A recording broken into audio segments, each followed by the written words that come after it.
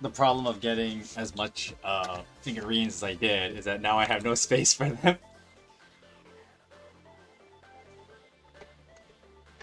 I just gotta fix something. Don't mind me.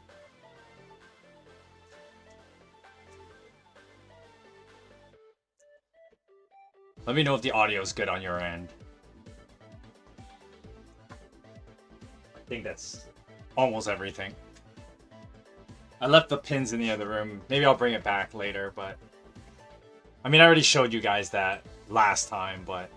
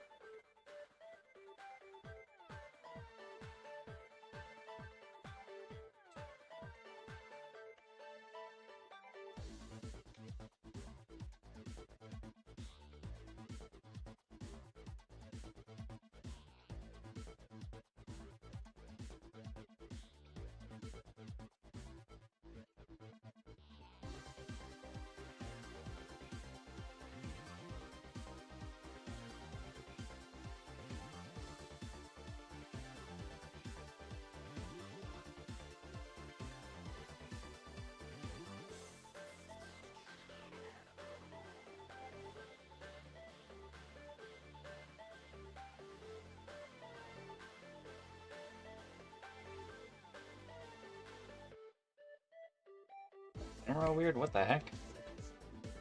You can't see my shirt all that well, but I'm wearing the Unicord and Abyssmare one today.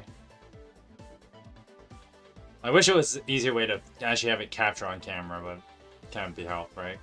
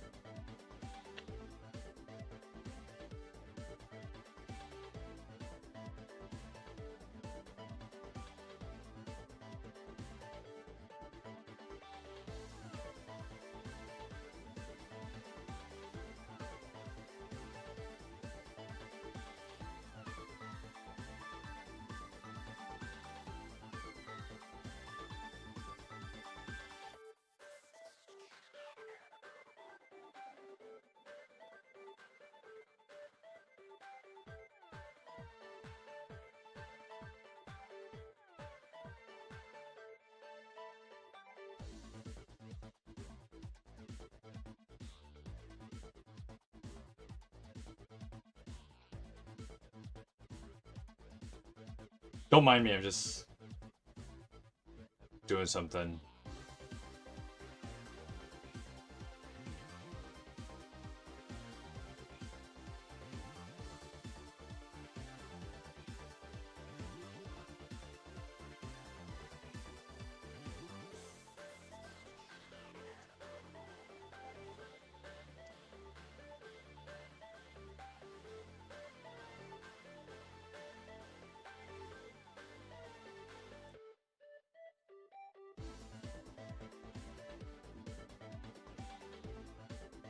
Okay, testing. Okay, looks like we're good.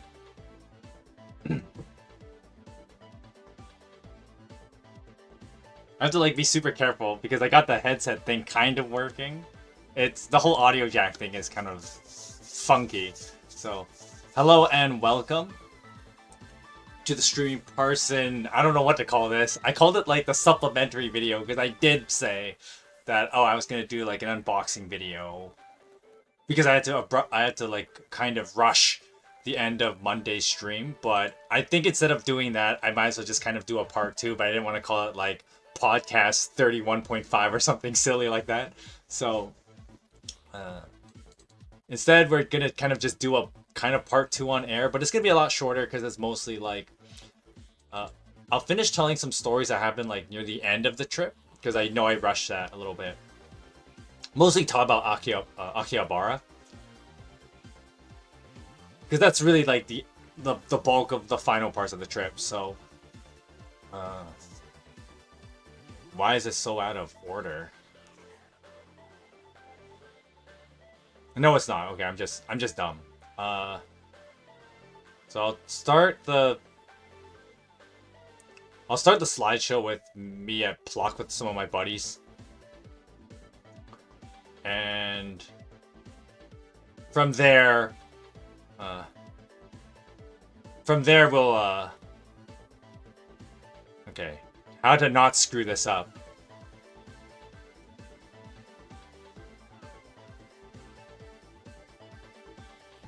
I totally had a thing ready.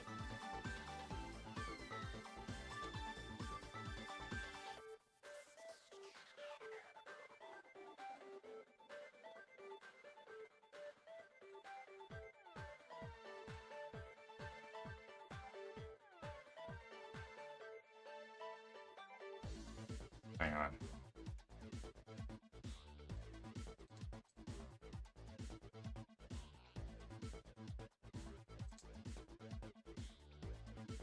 Why is it not working? Why are you being like that?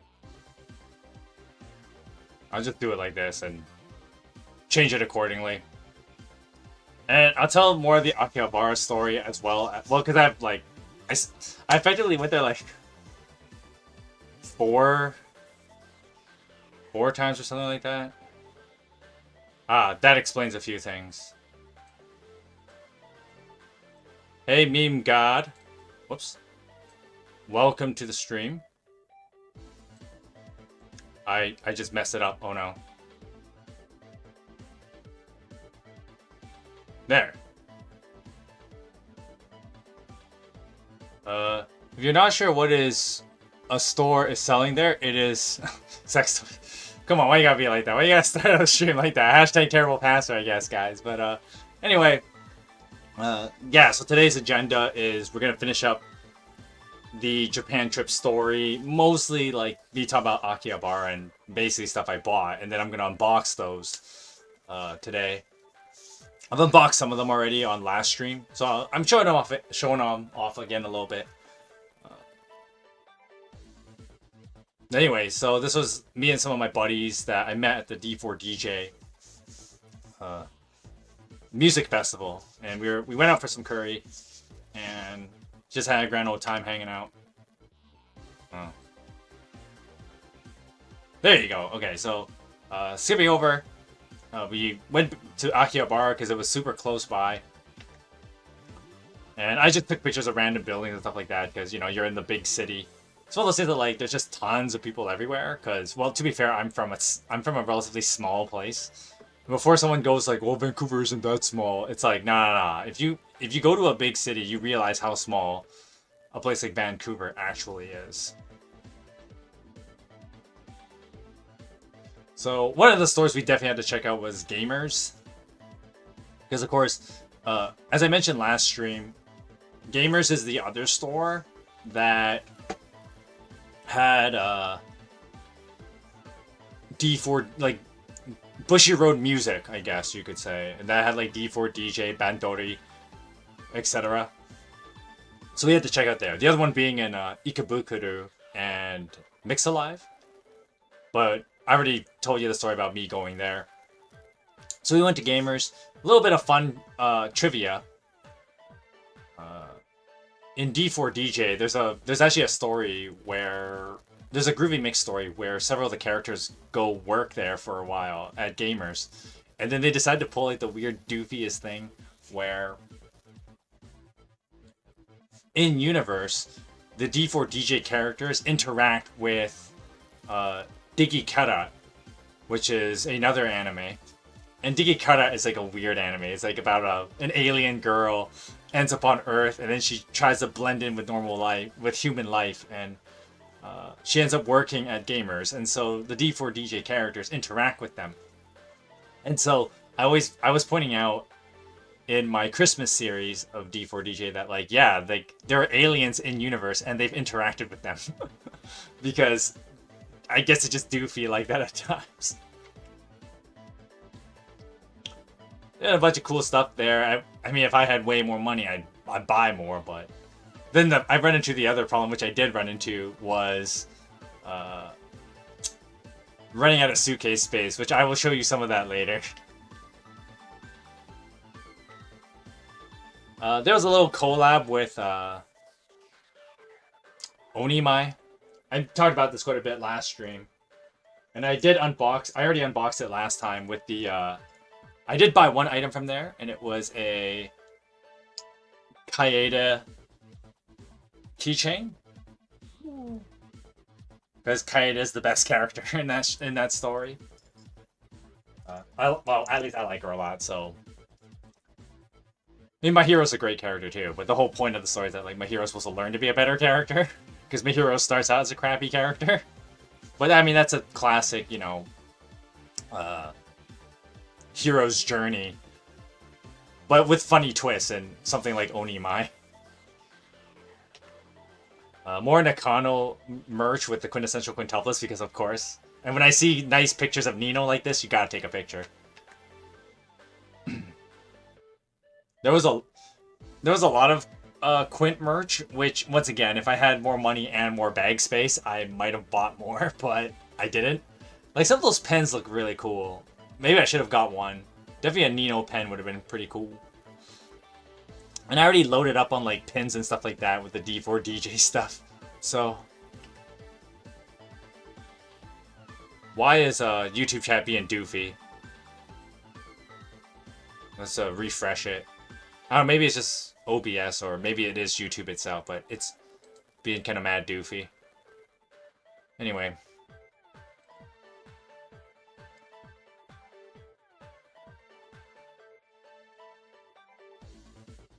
There is some bold promos of Maho Sojo. Akogare. Yeah, there was. There's a bunch of cool stuff there. A lot of Detective Conan. And Detective Conan's been around forever. But it's one of those, like... it's one of those animes that will never depreciate, I guess you could say. The big ones being, like, okay, Dragon Ball, Sailor Moon. One Piece is kind of joining that status where, like, it'll never depreciate, if that makes sense. Let's just get rid of this. My Word document was blocking me.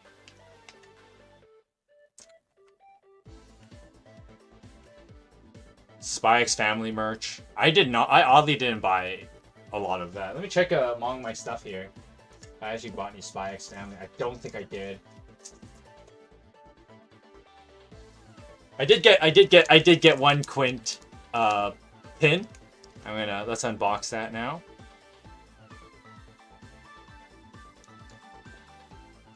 Or unbag it, I guess. Before some smart ass goes, "You're not unboxing. It's not in a box. You can't be unboxing it. It's not in a box." But you know what I meant. I got Yosuba pin, which is funny because when I look at all the stuff I got for like the quintessential quintuplet merch, I oddly didn't get any Ichika or Miku. I did get one Miku item. I showed you guys a picture of it already. Where it was the little keychain thing with Miku. And that was kind of a random draw item.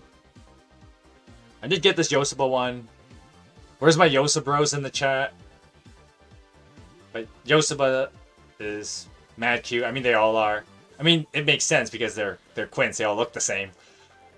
And it's one of those things that everybody forgets that in universe of the quintessential quintuplets, the reason why Fururu has such a hard time figuring them out is because in universe, they actually have the same color hair and the same voice. They're just changed in the anime for the sake of like the audience being able to figure it out. Especially the voice thing, because there are like sometimes where they'll mess around with the hair color thing.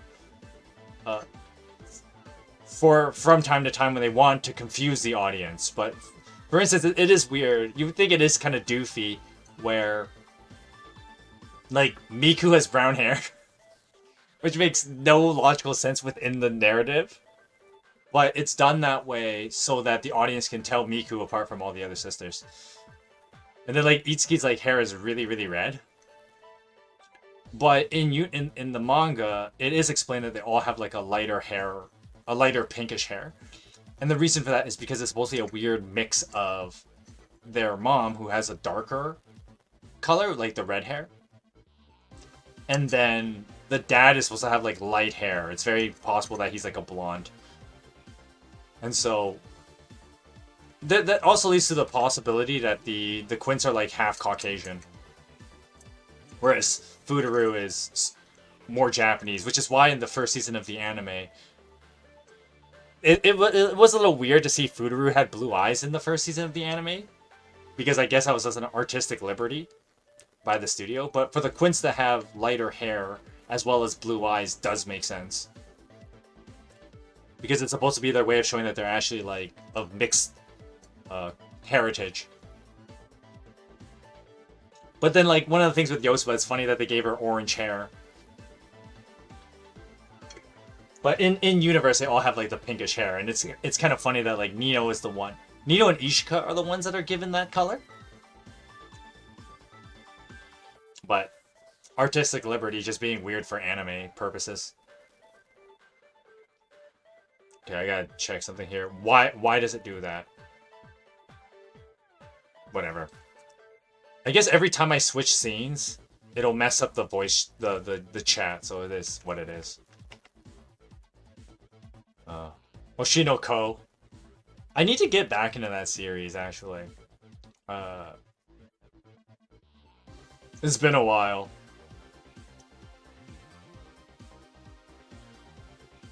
I'll show my buddy some of the merch. Because I have a buddy who was actually going to visit Japan as well. I think he was, at this point he was already in Japan, because this was Wednesday the 29th? Yes, the 29th of May. So he was already in Japan at this point, and I was messaging him about like, yo, I found this nice bridal Miku for the SPM from Sega. And I found it for like, it's pretty cheap here, as you can see. This was 1,100, basically 1,200 yen, which is the equivalent of $12. And I was like, yo, you want this? I'll get it for you while I'm here. But then he said he didn't want it. He wanted the plush thing when I showed him the Dino plush, but I didn't think about it at the time because I'm dumb. So, hey Gauntlets, welcome to the stream. That anime statue looks fancy. I mean, SPM, I said this quite a bit on Monday, but SPM is pretty good quality. They're not your top tiers. They're like mid to like medium high, if you will, if you had to put a gradient. Maybe like a 7, the 7 out of 10s, if you will. Now, of course, when I say 7 out of 10, that means like it's still good, but we're not hitting the 8 or 9s, you know, the high tier stuff, or the 10s. I mean, I wouldn't afford any of the top tiers, because the high tier stuff is like over 100 Canadian, over 100 American, and I couldn't justify buying like any of those. There was one I kind of thought about getting. I didn't take a picture of it, unfortunately, because I don't know, I guess I forgot about it. Yeah, there were tons. Pretty reasonable price for 7 out of 10. Oh, it was not just reasonable, it was super cheap, actually. For comparison. So, I actually have, because I'm a disgusting hoarder, I actually keep some of the boxes of my older models. And so, I do have some older models here. So, do I have a picture of it here? No. I don't have a picture of it here, but I'll compare two boxes that I kept. Change back to other scene. So when I bought, because of course I had to get this one first because Dino is the best sister. I got this one first, and I got this one quite some time ago, like probably a year, maybe 2 years ago. I got this one. And the funny thing is I actually have the whole set of the Culture Festival SPM Sega set. I have the full set now because I bought the Itsuki and the Yosaba when I was in Japan. So when I bought the Nino one a couple years ago, I don't know how well you can see the price tag on there, but I got it quote unquote on sale for $34.99 plus tax Canadian. So we're looking at almost $40. And then the Itsuki one I bought in Japan was for 680 yen, so the equivalent of $7, which is a huge difference. And that's the thing about when you buy figurines in Japan. And I just fell for the trap where like you can get a lot of these SPM ones for super cheap. So I bought like 4 of them at once. And then of course the problem with that is I end up running out of space in my suitcase. Oof. Oh crap. How am I gonna get this back in the bag? There you go. No, so the case in point meme god is that they were super cheap in Japan, which is just where like you just end up buying a whole bunch at once, which is exactly what happened. But there are so many, like, whoops. There are so many of them, as you can see here.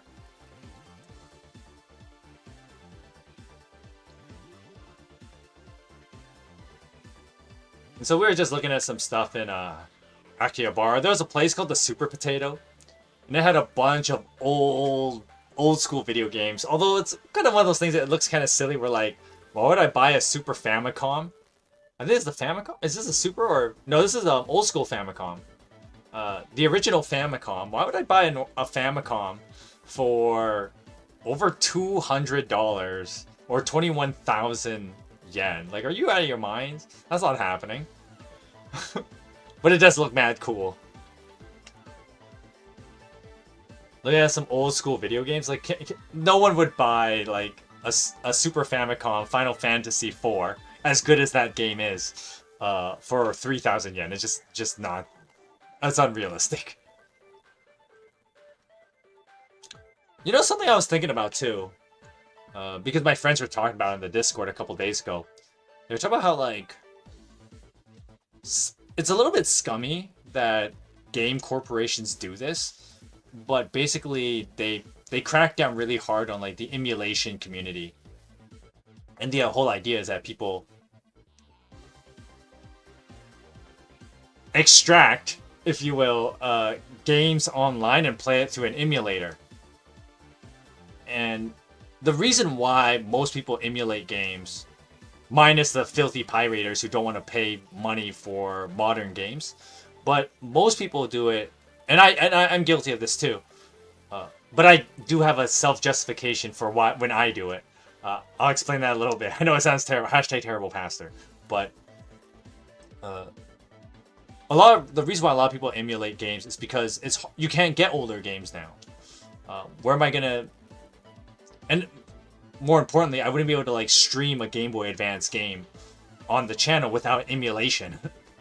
It just doesn't work. Because capture cards for Game Boy Advance didn't exist, and they still don't exist. And why would they exist? And so with that said, a lot of older games, that people emulate them because you can't get them any other way. But then, of course, like big corporations like Nintendo and Sony and them, they're cracking down on that and being like, no, you cannot emulate games. You must pay for all our games and stuff. But the problem is, you can only buy modern games. You can't go back and buy older stuff. And now there are several counter arguments that exist, like, okay, Nintendo has on Nintendo Online, they have you can play some Super Nintendo games and some NES games. And then if you paid extra money for the Nintendo Online Plus, you can play N64 and Game Boy Advance games. But there's several problems with this. Number one is the libraries are generally not that big. Considering, like, okay, going to the Super Nintendo and the Super Famicom, its Japanese counterpart, the library of those games is massive. It's massive. There's no way you could, unless Nintendo plans on putting every single game on there, even the online Nintendo Netflix, if you will, it doesn't have enough variety. It doesn't have all the games that people want to be playing. And so, that's problem number one. Or workaround number one, but also its problem. And the second one is, because what Nintendo had caught on, and not just Nintendo, but lots of game companies, what they caught on is that, like, Japan, see, this is the other thing too. When it comes to emulation of games, you find this a lot in, like, you know, people like us Westerners, if you will. Whereas in Japanese culture, they have a very different attitude toward that. And the way they preserve games like this is a big part of Japanese culture. The way they view games, because I think one of those things too, it's a very different mindset. And think about it like this. Now I gotta be an old man for a minute, but when I was growing up in the 90s, playing video games, I didn't have the mindset, well, to be fair, I was a little kid in the 90s, but I didn't have the mindset of, like, preserve these forever, because this will become the cultural phenomenon of the mainstream in the future. Nobody had that kind of foresight, especially kids. Especially Western kids didn't have that kind of mindset. So nobody would have thought about doing it that way. Whereas in Japan, there's a huge kind of industry of preserving and restoring old games. That's why, like, they can sell, you know, old ass Famicoms for over 20,000 yen, because they go through the labor of actually restoring these things. Whereas that's not something that, like, the modern Westerner thinks of doing. So there's that whole problem too, and there's just a bunch of pictures of me taking tons of pictures of, like, tons of old games. Half of these I've never even heard of.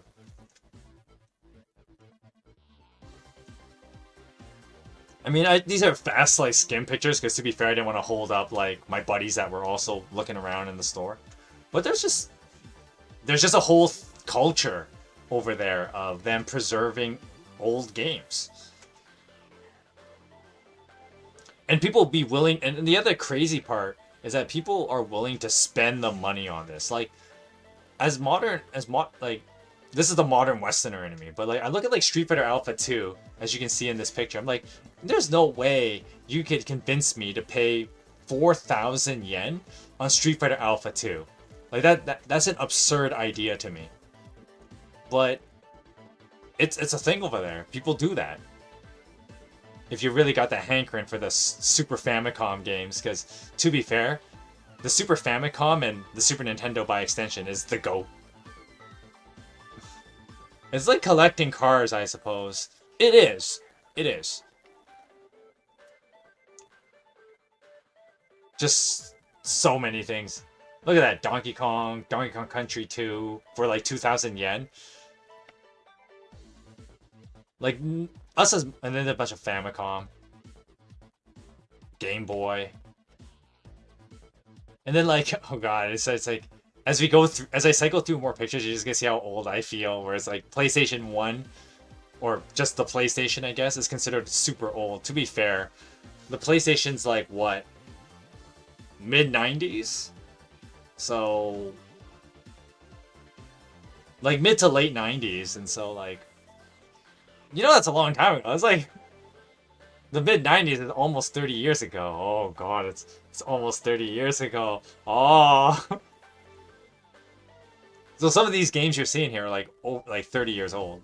When we were looking at the Super Famicom, most of them are over 30 years old. I took a picture of Tearing Saga for you Fire Emblem fans. Like, look at this. Like, okay, you got a used original like PlayStation Final Fantasy VIII for 3,278 yen, so the equivalent of like $30.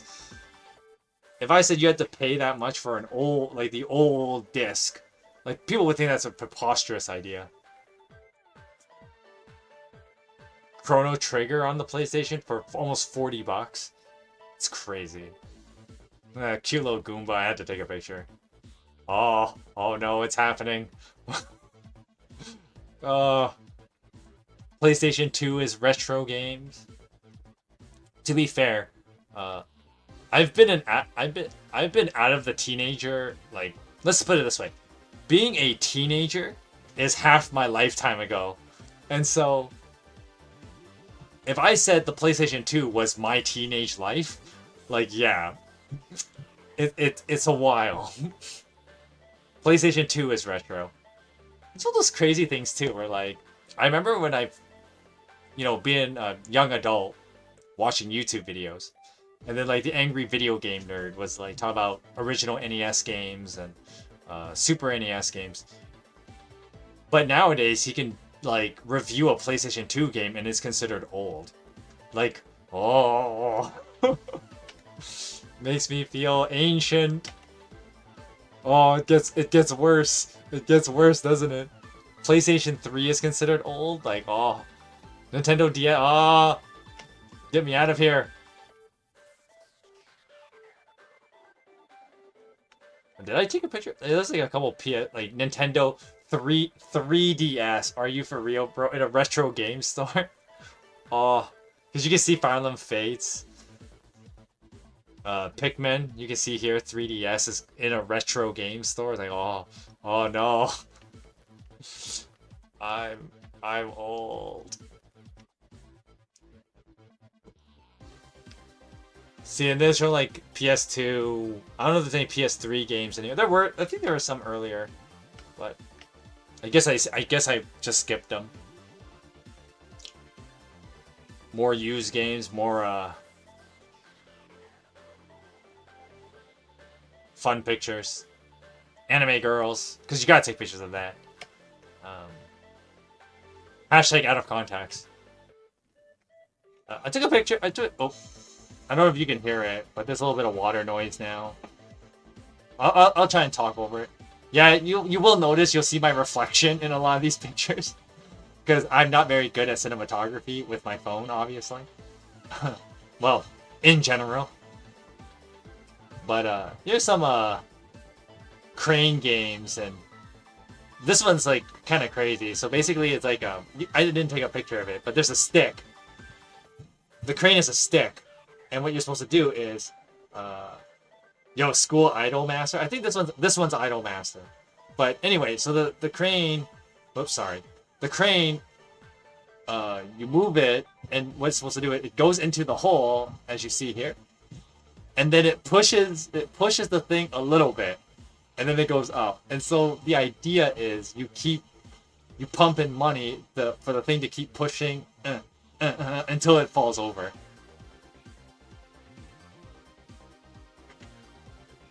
The figurines in crane games are even worse in how they work. It's so hard to do. Bocce the Rock? Yeah, it's one of those things that, like, I don't know, maybe I just didn't look hard enough in Vancouver. But I did not find any Bocce the Rock stuff in Vancouver when it comes to figurines. At least not in in the past. Maybe that's different now, but to be fair, Bocce the Rock is like, I mean, I know it was circulating quite a bit in the anime community, but because it's a form of transmedia, it's not something that would be like a must-watch. But if you like music, and if you were into Kisoku Band, you would definitely be into this. But in Japan, obviously, the whole idol music is huge, and Japanese bands, if you're huge on that, then you would be quite into Bocce the Rock, which I did find surprisingly pleasant in Japan, that there was quite a number of people into that. And even the problem is that I bought too many D4DJ clothing. I should have bought a Bocce the Rock shirt as well, but I ended up not doing that because I'm dumb. Anyway, it starts getting late, so I split ways with my buddies from the D4DJ concert, and I ended up going to some other place to eat. That's a salad, a pizza, something simple. After the curry, anyway. The Thursday, so this is the 30th, I want to say? Yeah, the 30th of May. I end up going to the old Edo ruins. I'm just going to speed run this because I already talked about it quite a bit on Monday. So, yeah, the water looks nasty, bro. So this is one of the gates. There's several entrance ways you can get into the Edo castle ruins.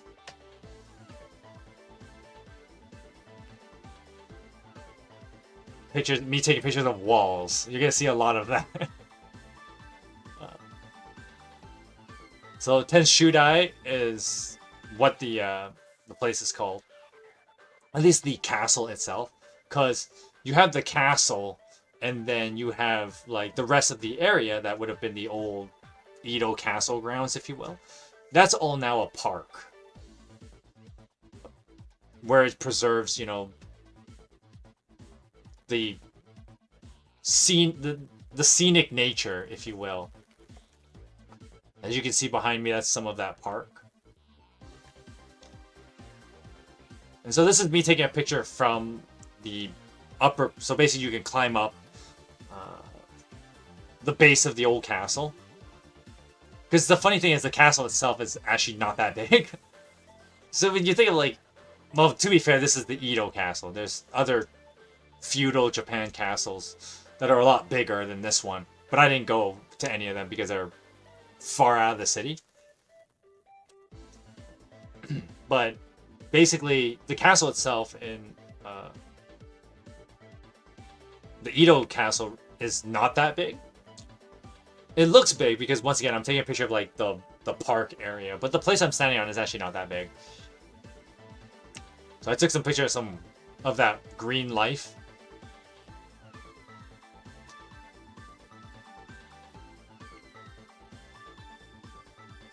Speed run this part. I just took a picture of like some of the old build. They restored, if you will, the old buildings and creating like replicas, because obviously the original castle grounds was burned several hundred years ago. So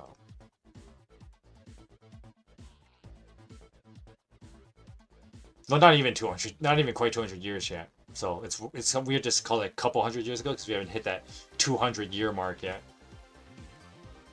There's a whole thing. So for a little bit of history lesson, the Tenshudai castle was destroyed in a little bit after the 19th century started. So that would have been like, well, about halfway through the 19th century. So that would have been like the mid 1800s. We're still in the early 20s, the early 2000s, as weird as that sounds. We're still in the early 2000s, so we haven't quite hit that 2-century mark yet.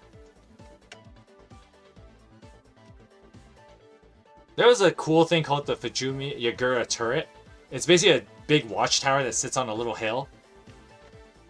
This is a picture of the restored tower. I wish you could have gone in there and taken a look from how like the watchtower actually was, but you don't get to do that. More plants, more houses, more walls. Lots of pictures of walls.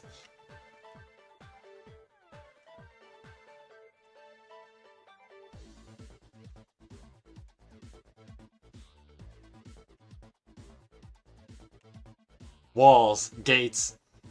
That's one of the problems of like... I know it sounds terrible to say it this way, but if you go to one castle ruin, you've kind of seen them all, because they all kind of look like this.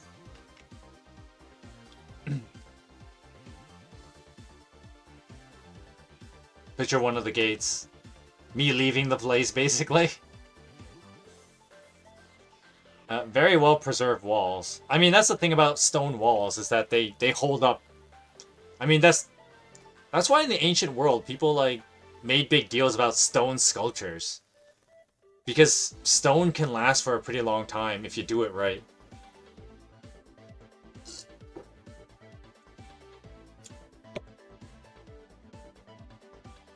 You taking more pictures of walls.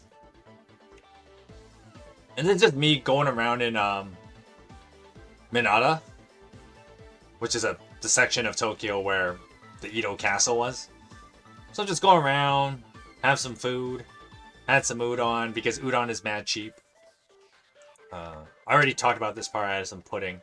I had my first parfait actually, because it's weird. I was already in Japan for like 10 days up to this point and didn't have a single parfait. I was like, what am I even doing with my life? But one reason I think was a subconscious thing where like I was sick actually before going to Japan. And so I didn't want to like go too crazy on the sweets yet. In case of, especially because like as I get older, Asian lactose intolerance. But I mean, assuming you don't go too ham on the parfaits, you should be okay. But I had a nice matcha parfait. And it wasn't, they're pretty cheap. Well, to be fair, this is like a standard cafe. I'll get to the mango parfait, which is like super expensive.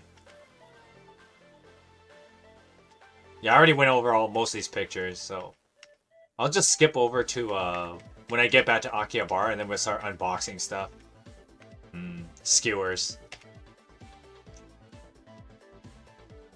Alright, so I ended up going back to Akihabara because so when I went the first day, which was on the Wednesday, the 29th,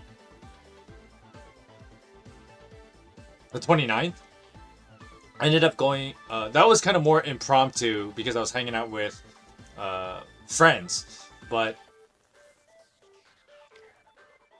the Friday, the 31st, I originally wrote down in my itinerary that I was going to go to Akihabara and do most of my model figurine shopping, which I didn't do because I already did that on the Wednesday. But I went back anyway, and also I met up with my cousin again and some of his friends. Yeah, there was a whole like quintessential quintuplet collab that some sweet shop was doing, and I mean, let's be real, like. As much as I love the quintessential quintuplets, they're just milking that franchise at this point. Like, they had the whole announcement of they're making a movie based on what happens after the manga. Where after Fuduru marries, spoilers, I guess, but he marries Yosuba. Spoilers for like a 4-year-old ending, 3-year-old ending? To a 5-year-old manga. After he marries Yosuba,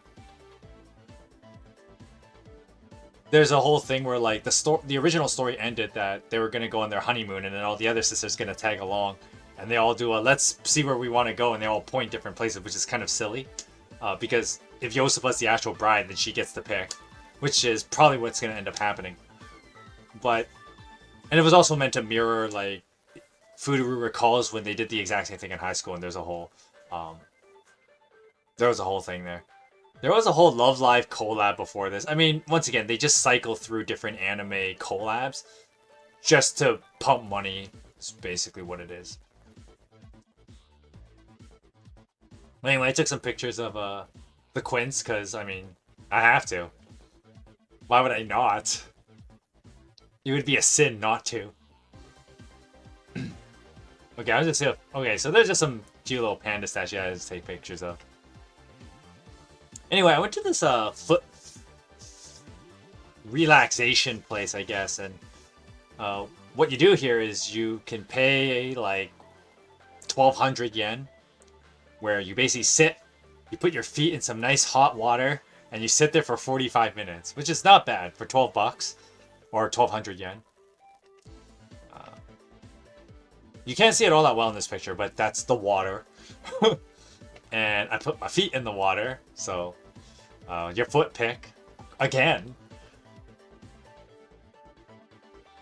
Yeah, I didn't spend that much time there.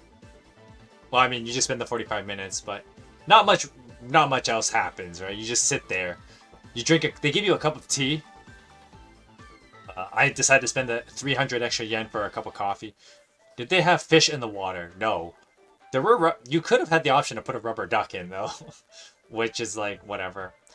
Um, we just didn't do that. No, there were no fish in the water. Would have been kind of neat, but the problem is that the fish wouldn't survive because the water is like super hot. It's meant to be like a relaxation thing, so the water would be... The water was really hot. I remember like the first couple minutes, I was like, ah, ooh, ah, ooh, ah, hot.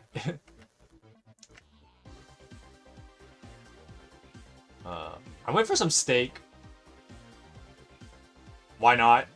The guys were hankering for some beef, so this is what I had. It's pretty good. Ooh, I had my second taiyaki of the trip. I know that's something I didn't eat a lot of. I only had like 3 taiyaki the whole time, but the problem is there's just too many things to eat in Japan.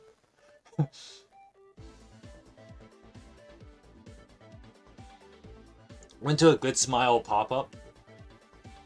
You gotta take this. When you see something this cute, you gotta take a picture of it. I could have probably done the camera angle a lot better though. Tons of Demon Slayer merch, because of course there is. My Hero, yep. More Spy X Family. Oh. Okay, turn it easier, so it should be doable. Okay, so I will show it this time. Some of those things I didn't know how to like swing your fingers on them. Yeah. I'm still bad at this. Because once again, this is my first time playing, and so I didn't really understand how the game actually worked.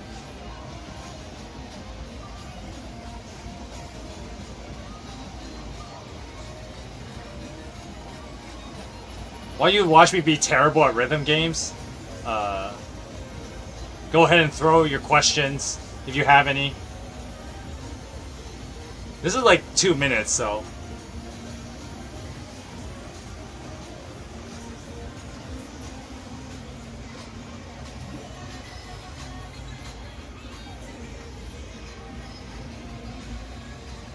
The song that's playing is Dig Delight from Happy Around in D4DJ. Because of course you gotta play the D4DJ songs.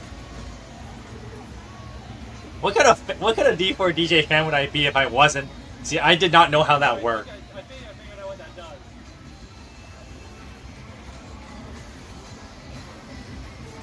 Feel bad at it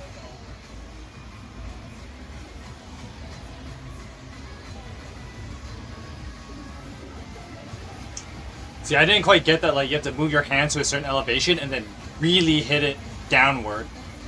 How big was the D4DJ selection of this game? Only 2 songs. So, not really. There was only Floor Killer and Dig Delight. I had the video of me failing at the Floor Killer. You can watch that at another time.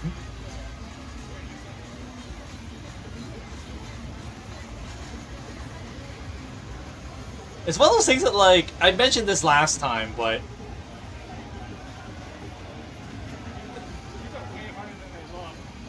Bushiroad should take notes that, like, there's still a fan base of D4DJ, and they need to stop ruining their own product. Floor Killer, but you were the floor. Thank you. Okay, anyway, that's the end of that video, so I'm gonna turn this thing back on. And this was the game.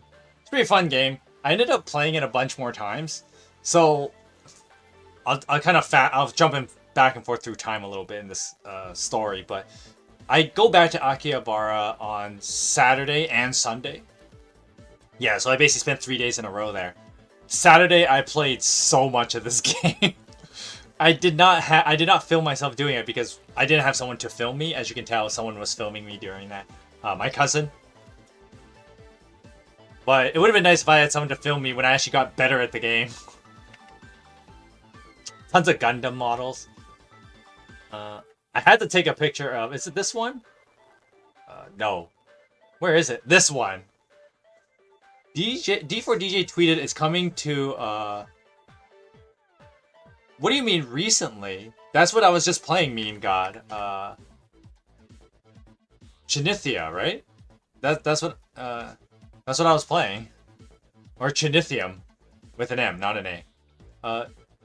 So when you say recently, that's what this is. unless they mean like to do a more like full collab where like they actually put like you can get D4DJ stamps in the game, because there's a whole thing. I didn't bring it here with me, and I don't want to run upstairs to go get it. But you can have an account in these kind of games, and basically what you do is you buy a card, and the card is the chip in the card registers that you have an account with certain games. And so if you see here, this thing right here, it's a Nima. That's what I'm going to call it. Nima, the Nima card, and you tap the Nima card, and you kind of have an account with the game. It works for several games that have this Nima pad, and so if they do actually do a larger D4DJ collab, which once again, like, come on, Bushiroad, like, stop ruining your D4DJ products. Like, there's a whole thought of that I don't know if I'm ever gonna make an essay about it, because I don't want to. I don't want to really. I feel the same way of all the I feel the same way that all the Hero fans did when they had that whole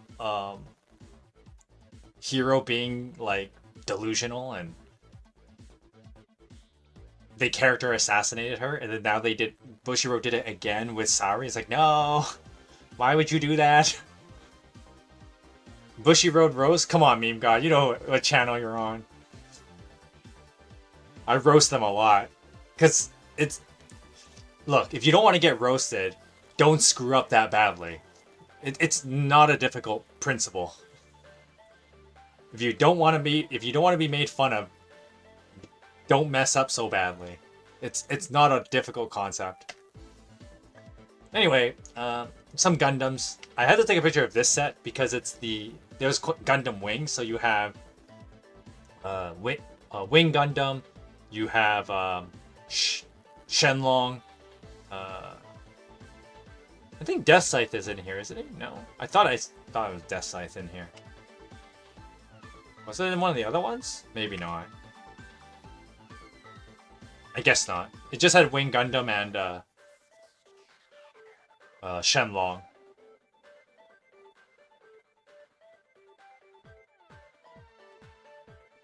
Just looking through the store. All the animes on sale on Blu-ray.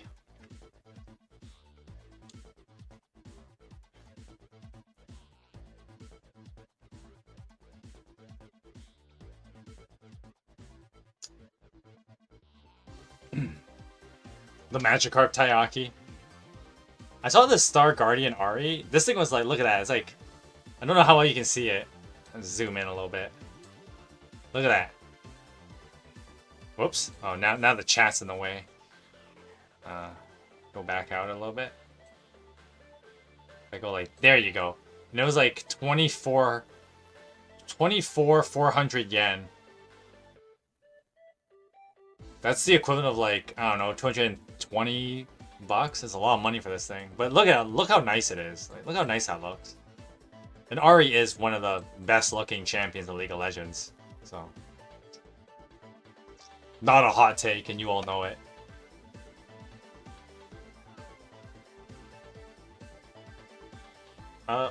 There's a fair amount of Bochi the Rock merch. Like I said, I should have bought more. My other keychain is not here with me. I got a Nijika, the blonde drummer. I got a keychain. Because Nijika is a great character. And I might as well just jump a little bit forward in time. But I also got, in a different store, not this one, I got this Nijika figurine. I found it in a store for 1,200 yen. So we're gonna unbox it now. Where's my knife?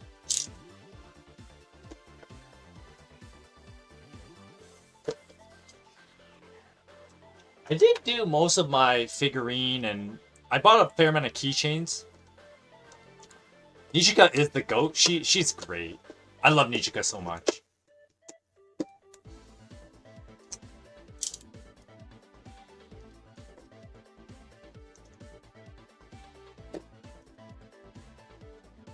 So here we go.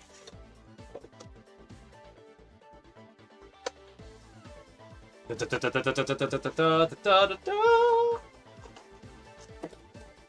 there's Nishika. I'll deal with the box later. Because like what I end up doing, as you saw earlier, I'll cut all the tape and then like flatten the box and then keep most of the boxes.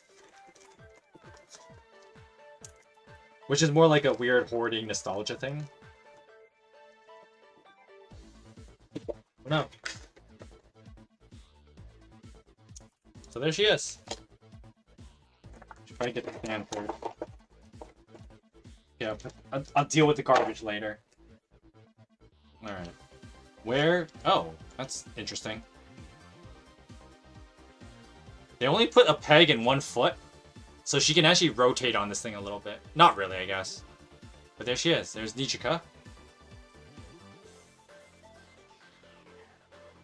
She has a very, I don't know, it's very good design. Whoops. Just clean that out. There you go.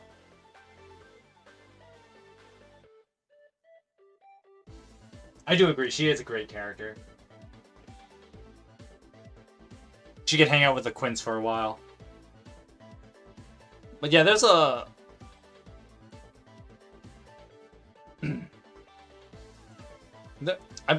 when I was at... I can't remember what store this is. Was it an Animate? I think this might be the Animate store. Oh, I went to Gamers again. Okay, I think this was Animate, though, because it has, like, tons of the manga, and you can buy tons of manga and Animate. Okay, so... We'll do some more unboxing. I mean, I called this an unboxing video, and I haven't done very much unboxing. So, I bought... What? Okay, let's not do that one yet. Oh, I totally forgot to... I should probably take this one out now. So, when I was back at the Edo Ruins, they had a little gift shop, and I was like, you know what? I haven't bought one yet. And it'd be weird to buy, like, an anime form of this. But when I was at the Edo Ruins, I decided to buy a fridge magnet. And if it's only 600 yen, why not? Just like with the Tokyo Tower keychain, I was like, you know what? It's only a couple hundred yen. Why not do it? So here you go, and I'm gonna unwrap this because I realized I did most of the unwrapping without the thing on in frame. But this is a nice little fridge magnet. I don't know what that says on the back. Oh, it just says Edo Castle Ruin Gift Shop. I don't know how well you can see that. It's supposed to be 3 cranes basically. I don't think they're cranes. They're oh, why? It slips my mind. But someone, it's a specific bird that, in a lot of Japanese literature, I should know this, but if someone does know the exact bird this is it a swallow? I think it's a swallow. This is a picture of swallows. And sorry, you get the computer the screen reflection on this thing a little bit. See, you can see my OB. See my OBS settings? Nice, nice. But yeah, they're swallows. And so, I got a nice little fridge magnet. I'll put it on my fridge later. Yeah. Anyway, now I'm jumping back forward to when I was at the Animate. I also bought, because I was like, yo, a funny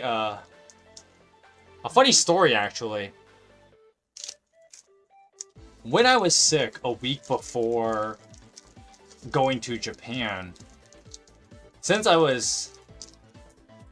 Is that a Bochi figure I see? You see one figure, not figures, unfortunately, because, you know, the whole I bought too many Quint figurines that I had no space in my suitcase.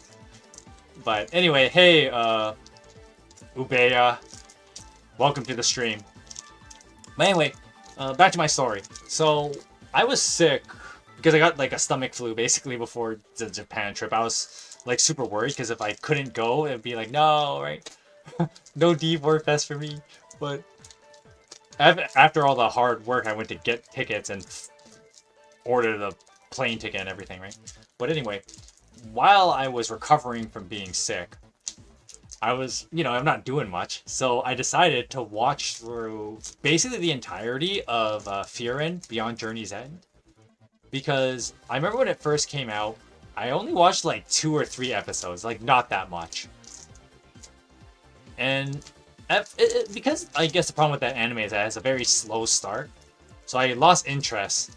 But then I was like, you know what? I'm not doing much. I'll watch it again because everybody talks about how, good it was. And it is a little bit overrated, to be honest. But it's still a pretty good anime.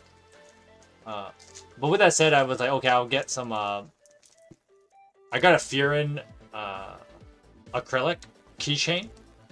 It's very pretty. Too bad it's not double-sided. But this is a nice Fearin. She's the Elven Mage Superman equivalent character. And maybe... I think someone else already did it, so I don't think I could do this idea without it sounding like plagiarism. But Fearin is how you write, your Superman character well, compared to why Western writers can't write Superman for some reason. Well, that's not true. My Adventures with Superman is actually pretty good. But if you think of stuff like Injustice and whatnot, and all your, like, quote-unquote evil Superman analogs, like Omni-Man and Homelander, God, like, they suck because they don't know how to write a Superman character. Well, that's not true. Invincible does an okay job because Mark is the Superman character. But anyway, I sidetracked. Fearin is how you do that character pretty well. And even though she's not my favorite character in Fearin, this acrylic was really nice and I had to get it. I might as well jump ahead to it now. My favorite character is Fern. Love Fern. But yeah, there she is. There's this Fearin, or Frieden, if I was to sound like an actual Asian person. But yeah, I had to get something from that franchise, from that series, because it was obviously getting popular in Japan. There was a lot of merch for it. I don't think I took a picture of the store, but there was a little store where worth it? Yeah, totally worth it. There was a little store that had like a bunch of those gotchas. The little capsule gotchas. And there was another quintessential quintuplet one that I just had to play. And I got an Ichika. So we're gonna unbag this.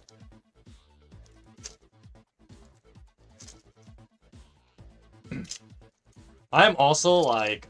I know I've gotten so much heat for this. But I am actually an Ichika defender. She may not be my favorite quintuplet, but I'm also not a fan of people thinking that the way Ichika behaved in the story was unwarranted. I actually have a whole, like... I could turn it to a whole university lecture on why Ichika was actually justified in her behavior, as awful as it was. Yeah, crazy claim, but... If you guys ever want to see me do that stream one day or something, don't forget to hit that like, subscribe, and put the hashtag defend Ichika. Because I totally could.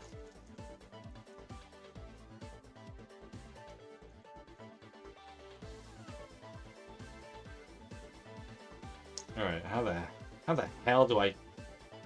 What the heck? How does that go in? Did the ball thing go through here? What the hell? There you go, yeah. And then this thing goes into Ichika's head. This thing is so weird, what the heck? Oh, I was supposed to put the thing in Ichika first. Oh no, I did it backwards. Hopefully this still works.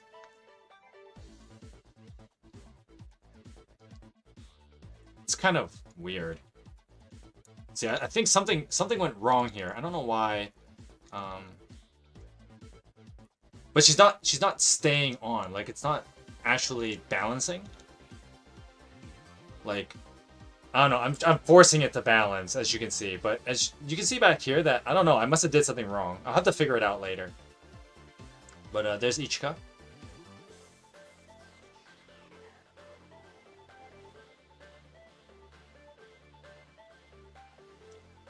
So unlike the first anime gacha I did, where I got super lucky and got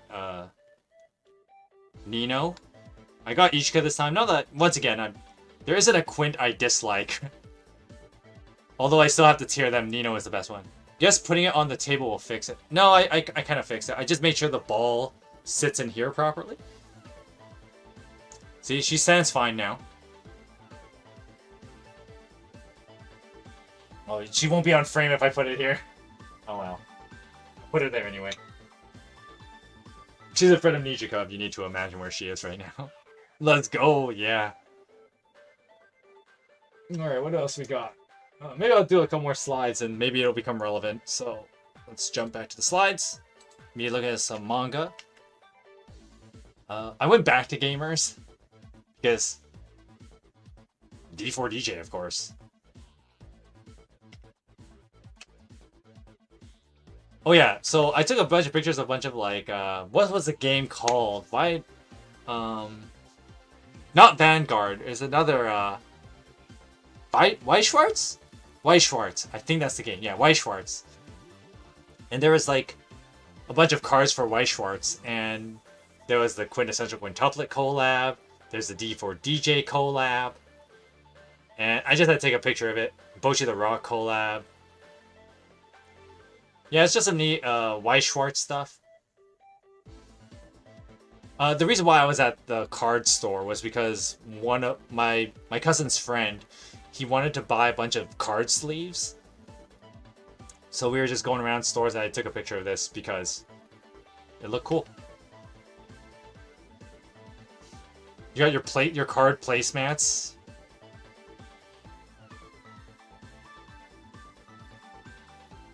So I went to the sweet shop for that quintessential quintuplet collab.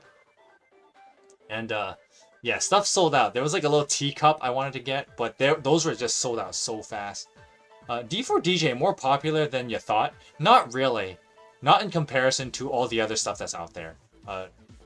D4DJ is popular enough because, as I talked about this way more on Monday, so I'll just skim over it now. For your sake, Ubeo. Or you could just go watch the other video, on Monday's video. But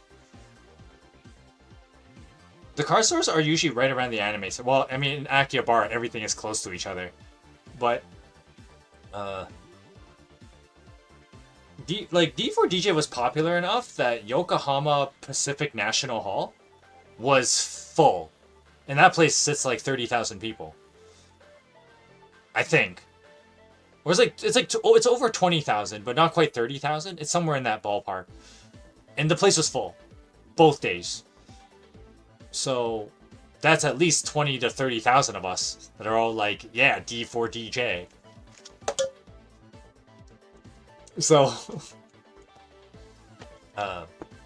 anyway, back to the story of this collab thing. And one of the things I did get with the collab for the quintessential quintuplets at this store was there was this bag.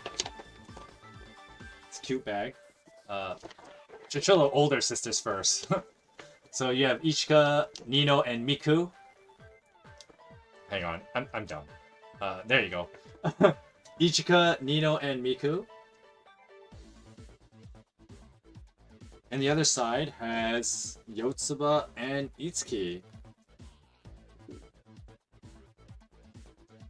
Like, it'll make a nice little shopping bag. The problem is it's actually not that big. Take the thing out. There's a cardboard in here.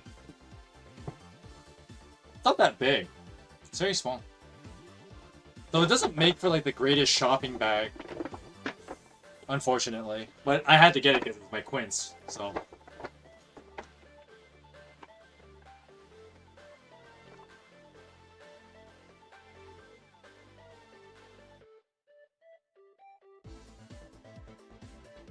Oh yeah. Do I show it here? Well, there's probably other pictures first. So there's a bunch of like the pins and stuff you can get. So when you buy some of the sweets, like there's cold pops and donuts, and you look at this, you're like, holy crap! Like, are you for real? 990 yen for a donut, and it's one donut. You're like, that's crazy. But it's because it actually comes with like the real products are these pins, and we'll open them up in a second. And it's also true of like the cold pops. I kind of wish I could get the pudding with the like permanent cup. It's like a little like a pudding that comes in a little teacup, and the teacup you can keep, and it was really cute. But those things sold out so fast. It's like damn. Just some pictures for their summer event in QQ.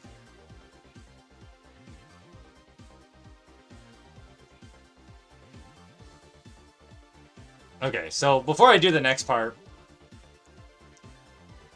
we're gonna open up. I got the 2 pins because I bought 2 items. I bought a donut and I bought a cold pop, and so they give you 2 pins to go with them. The bigger one was with the donut, and the smaller one was with the cold pop. So we'll open the smaller one first. We'll see which sister we get. No, actually no, they are preset. The cold pop I got of Nino, and the donut I got of Miku. And the reason why I had to pick the Miku is because, as you saw in the last picture, the Nino ones are all sold out. Because I'm glad people in Japan have good taste and recognize that Nino is the best sister.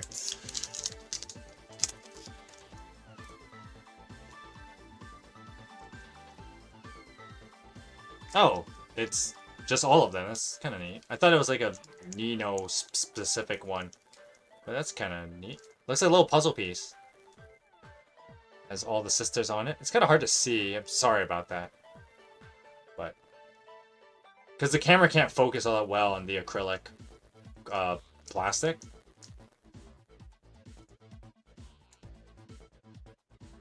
But I just realized it's also like the close-up faces of like the other poster.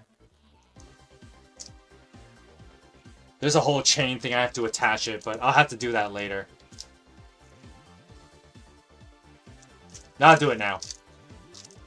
I've already mastered how to do these, I think. Because I had to do one for the Miku charm I got earlier. Alright. This goes through the hole. Like that.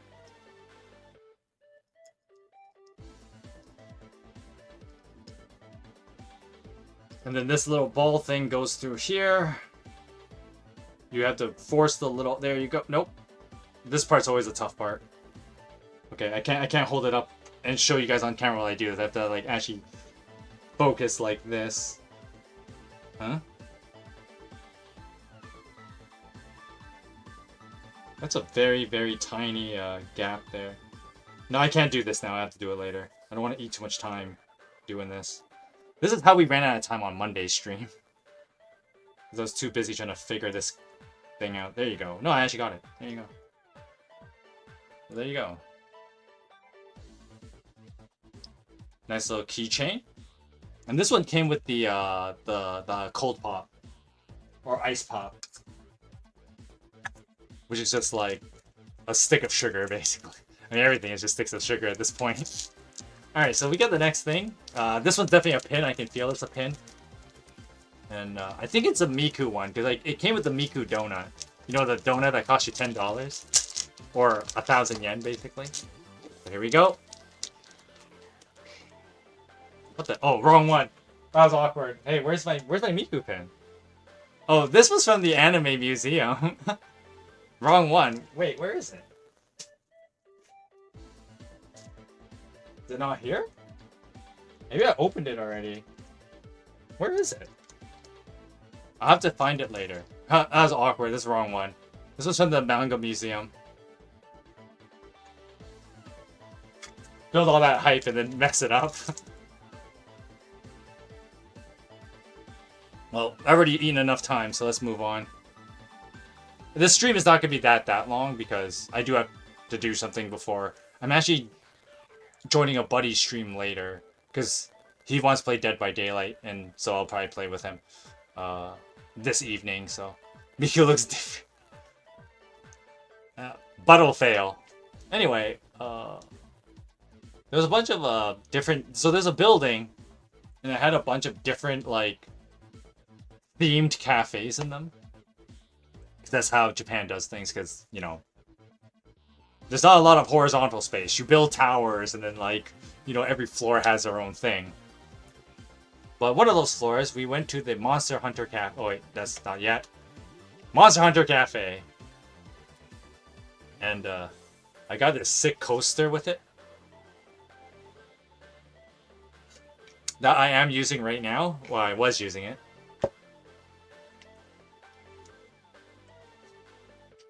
I'll just breeze through this because I already talked about it a little bit. You could play Monster Hunter Cafe or Monster Hunter in the Monster Hunter Cafe. Had some more sweets. I had like a French toast with ice cream. It was kind of neat.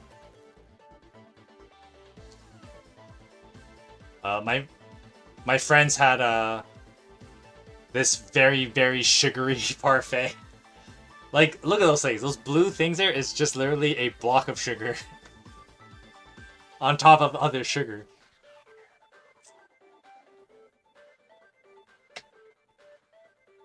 Yeah, there was a bunch of, like, there's a Dragon Quest cafe, but the problem is that, like, with these theme cafes, they have a sit-in price, so if you want to go into the place, you gotta pay, I think it's like 700 to 1,000 yen, just to enter the place, and then you buy other stuff, right? So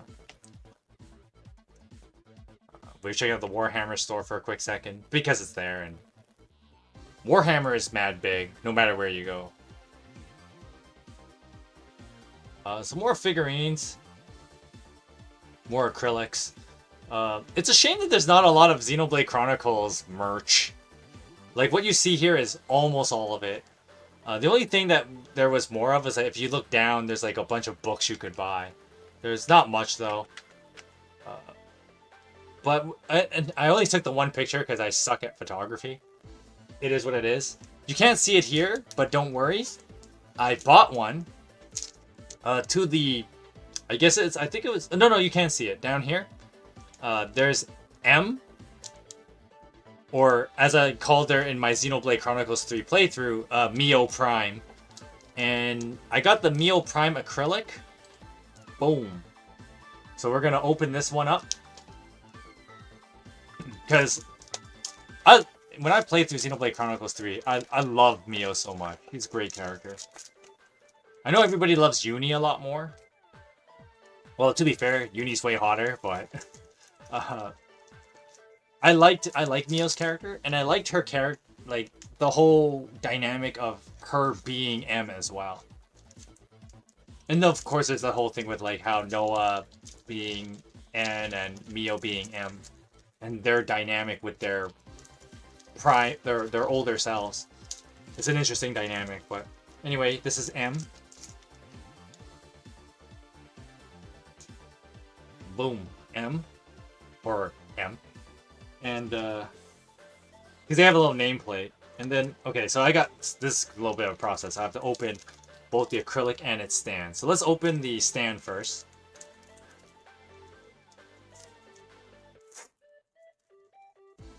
And I think the M goes somewhere in here.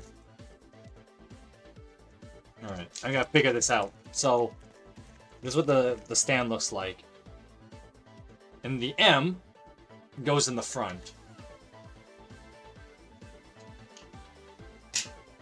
Just snaps on like that. We're more than halfway there, boys. It says M on both sides, so... Did I do it backwards? I don't know, does that even matter? Anyway. And then we have M herself. Mikey. Hello, Toasty. We have M herself. So let's unbag her. I wish I could see it right now, but I just got out of work and I'm heading home, so... Oh. What do you unbox? You're unboxing all your Japan merch? Yep, I'm gonna finish it because I didn't get to do that on Monday. Alright. Alright, so there's a little thing at her feet there. And I've got to snap that into the other hole. Boom, like that. M. And look, it's kind of hard to see with the acrylics, but M's design is so nice. I really like it. You know, I remember there was like an ad, and I never found one in any of the stores, but there was a Mio like figurine, but I never found it. I never found the Mio figurine. It's a shame, because if I found it, I would have bought it. I would have found some way to fit it into my suitcase. But yeah, there you go. There's M. Problem is I'm running out of space where to put these things. Who gets the boot first? The problem is I gotta fit all these things later, and I have a display case, but the problem is the display case was built badly, so I have to take it apart display case? and I have to rebuild the display case to change the shelves so that I could have figurines on 2 planes. Yeah. Because it's hard to explain this, but basically the one plane basically right now I only have one plane to work with because the board sits above like a section of the display case, but I can't put anything down there because it's not high enough. And then above it, there's another board. So I have to take out... Yeah, I gotta take out that board entirely and then change the lower one to be in the middle of the display case. Maybe if I actually get the project done, I'll show you guys what it looks like. But sorry, Itsuki, you gotta move over. Yeah, I have a display case. I mean, I've shown you mine, but it's a tall one. Yeah, I don't have a tall one. Okay, I just have to hope nobody knocks that over. Alright. So yeah, that's Mio, or M. More HoloLive. My Hero. Some Gundam models. You know, it's one of those things that, like, building Gundam models is a very expensive hobby. Because these things can go, like... Yeah, and also, don't you have to paint them yourself or something? Most of the time, yeah. Like, the store is, like, parts of these... A lot of these stores will have a section, the Gundam sections, they're entire workshops, too. Which is... I mean, that's a thing, right? Nice 2B. Some Super Famicoms, because, I mean, when you see them, you gotta take a picture. Yo, check this. Binding Blade on the Game Boy Advance for 5,780 yen. No person would rationally buy this. Is that 50? Isn't that like 50 bucks? Yeah, about 50 bucks, yeah. Sounds about right. For a copy of a game that came out years ago. Yeah, almost 20 years ago. Jesus Christ. And then I went for after. Okay. Honestly, that was there. I'd probably get it. I'd probably just get it. Okay, so after that, the next picture is at me having dinner. Because after this, I split up with my cousin and his friends. Because my new friends, they were gonna go do something else, and then my cousin had a meeting with somebody, so I was like, oh, it's a split. I wanted to go back to Akiha, check out a couple more figurines and whatnot, and I had dinner there. This thing here, a little bit of sashimi, a little bit of soup. There's a sweet potato, you can't see it, like a fried sweet potato. This thing was like, what? 1,200 yen? Which is quite cheap considering that there is sashimi. It's not all that much, but it's still like, you get some fresh cut sashimi. It's good. Normally in Vancouver, it would be very expensive. But I got it for, and it comes a little bit of a dessert, so got that for 1,200 yen. Plus some more nigiri, because you could never get tired of that. I mean, if you get tired of it, what are you even doing in Japan, right? So, I had that for a couple extra 100 yen. Oh, here's something I ended up buying after the dinner. Or maybe it was before, I don't remember. But there was a store, and it was funny, because there was this Fern figurine, and I saw it in other stores. But for some reason, there was one store that sold them for a lot, like, sold... Okay, so normally, this Fern figure, in a lot of other stores, they were selling it for like 3,500 yen. So about $30. To be fair, Fern is a newer, figurine, so it costs more. Not like the Quinn stuff I bought in mass, where they're like, oh, some of them are a little older. But most of the stores are selling this Fern model for about 3,500 yen. But for some reason, there was one store. I didn't take a picture of the store itself, because you technically shouldn't really be doing that. But one of the stores, they were selling the same Fern model for only 2,300 yen. So 1,200 less, which was the price of that meal I just ate. So I decided to. Not that one. I bought. Not that one. Yeah, I bought the fern for 2,300 yen, and we're gonna unbox her. So here she is. See, there's that like super much cheaper price. And I haven't bought a figure in a while. I won't be able to buy figurines for a while because I have no space for them. Anyway, let's cut this thing open. Meme God says looks great. Fern is my favorite character in Frieren. Yeah, I said. Oh my god, dude! I just passed by a car that's covered in a bunch of anime waifus. Holy shit!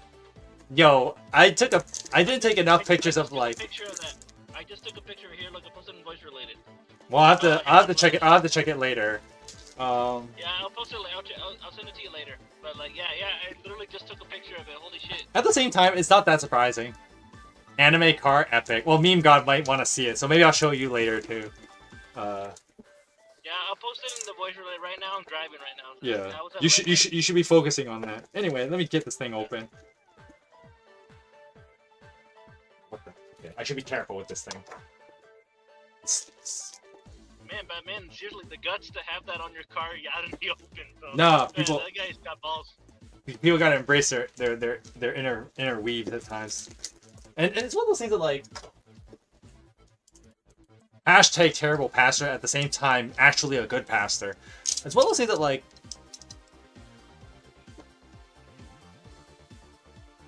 On the one hand, like it's easy to say we shouldn't be so quick to judge people, because Yeah, I'm not judging. I'm just saying it's pretty cool. I'm not judging. well, no. I'm What I am saying is, like as you were saying, you were like some, to have the balls to do that kind of thing. Because I know a lot of people may feel insecure about like, admitting they're straight up like an otaku or something because the stigma that comes with it. Like, well, I mean, on the one hand, I have no shame. Well, I tell people I'm an otaku. I think I like anime. I like all the figurines. a little bit of philosophy moment, but like one of the things is like we shouldn't be so quick to judge because, and I pointed this out in a number of my videos in the past, whether it's a Bible read, a D4DJ video, I've come up to this point several times because it's one of those things that, like, we as people need to remember is that the reason why, and many people misinterpret this passage, the famous Matthew 6, do not judge, and then everybody stops there. But what Jesus later says is, do not judge, lest you be judged. The measure of which you judge others, that will be measured up to you. And so, in reality, what the passage actually talks about is how we ought to be fair to each other. Human beings should be fair, because that's what God expects. And so, when it comes to like being an otaku or whatever, right? On the one hand, like, okay, you may not like the things I like. And it's going to be vice versa. There's going to be things I don't like about you. But at the end of the day, we're people. And what's more important than things we like and don't like is that as people, we should always remember to try and connect regardless. Despite our differences, we can still be a community. Despite our differences, we can still be friends. That's something that many people tend to forget. Because when the Bible has that message of don't judge lest you be judged, is because Jesus is showing the contrast of God and humans. That God doesn't do that. Because God wants a relationship more. Not that God doesn't judge people, because he has to. He's holy. He has to. But at the same time, God also puts a relationship first, which is why he gives us chances. That's why he gives us a chance to repent. That's the whole discourse behind that. And so when it comes back to like, okay, a person, we have to call a guy who's willing to show he's an otaku on his car, it shouldn't be like a whole stance of bravery, because it shouldn't be. People should not be so like, oh, you're an otaku, that makes you less of a person. But tell that to real life society, Mikey. Well, no, but that's the case in point, and that's the case in point that I'm trying to make. And it goes back to, I think, well, it's because many people, they would take something like, oh, Jesus said don't judge people, but that's not what Jesus said. What Jesus did say was, you should be fair to people. And in turn, that's how God is fair to you, so you should be fair to other people. And so when it comes to not being quote unquote judgmental, that's what it comes down to, is that we should be fair to people, even if they are a little bit, weird from our perspective. But that shouldn't. You are also weird to other people. There's a book, I can't remember who wrote it, and I don't think I have. I think someone borrowed my copy and never gave it back. But there's a book, and it's called Everybody's Normal Until You Get to Know Them. And the whole premise is, well, there's no, the idea of normalcy is kind of a ridiculous one. Because human beings, as autonomous people, we are automatically weird to other people. And then that's an extension of, Ayn Rand. She was a political philosopher in just before World War One. And her whole philosophy was, your individuality will always make you butt heads with others, because that is what it means to be an individual. You will always have things that are different from others, and those differences will always create conflict. But what's more important is we can learn to live in harmony despite those differences. Anyway, back to unboxing Fern. Because Fern is the... Nice tangent. Fern is the best character in Frieren. And if you think well, honestly, I think she's cool, but I like Frieren more. A lot of people like Frieren. And I already talked about how, Frieren is... Frieren is also how you write a Superman character properly, which is something that Western writers seem to have forgotten how to do. Does Fern judge fairly? No. But the point of that is that Fern is a child, and she never grew out of it. I mean, bro, she kind of insults, kind of Stark a lot, but that's just because she likes him. Well, there's also one of the interesting dynamics in the story, and why Sane is actually the best character. He's the best character, even though I like Fern quite a lot.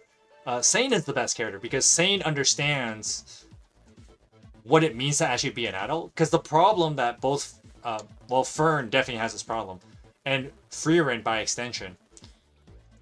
Fern doesn't have an actual adult role model, because Frieren doesn't actually act like an adult. That's her whole problem, because Frieren's whole arc in the story is that because she's an immortal elf, she doesn't quite understand adult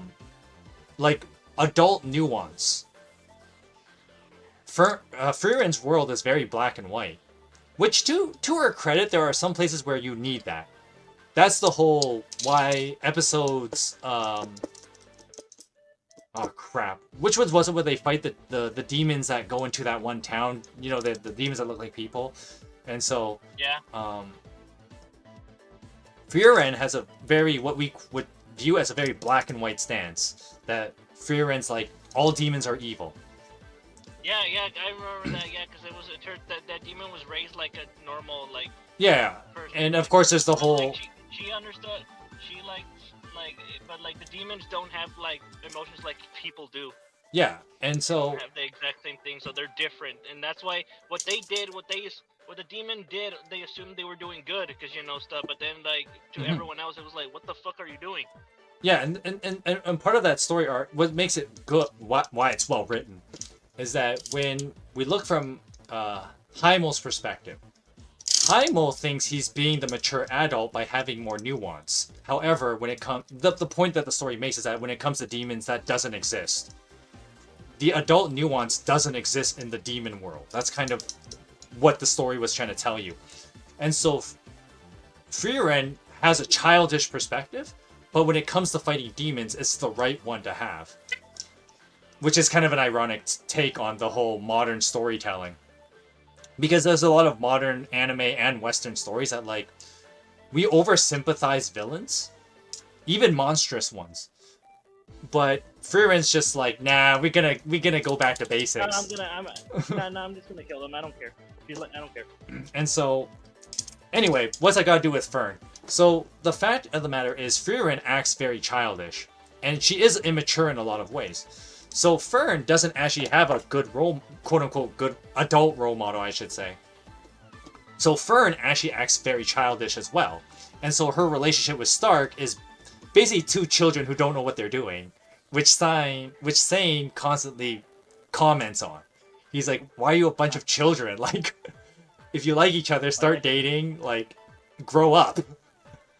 But they're like, no. but they don't know how to. That's fine to write a story that way. It does prolong the whole romance subplot, which I know some people don't like, but at the same time, it is a realistic way of writing two teenagers hanging out with an immortal elf.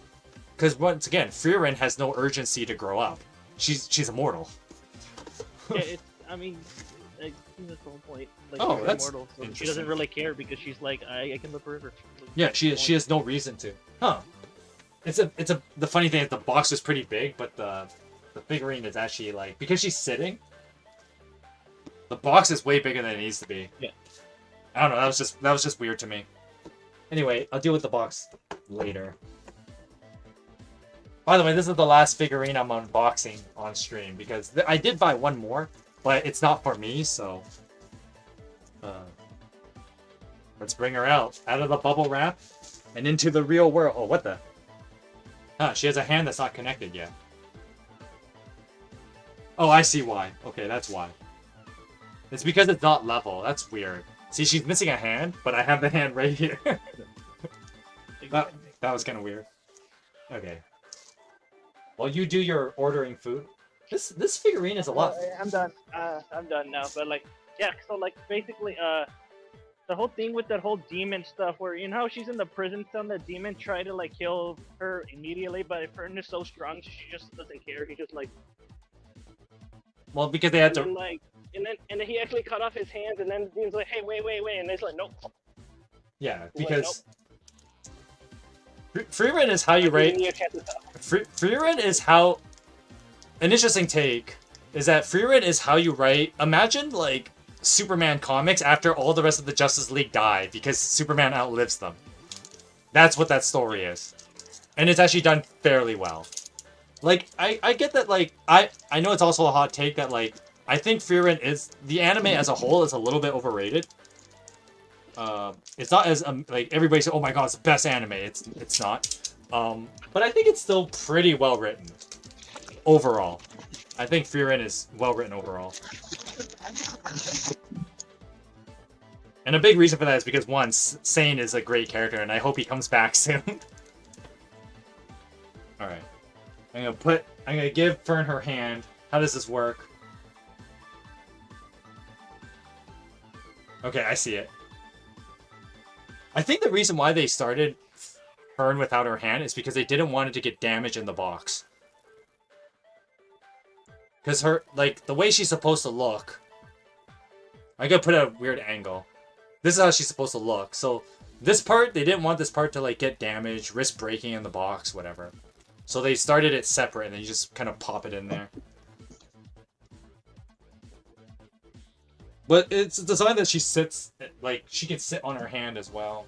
Oh. See, now I have to move everyone else. Sorry, Quince. And Nijika.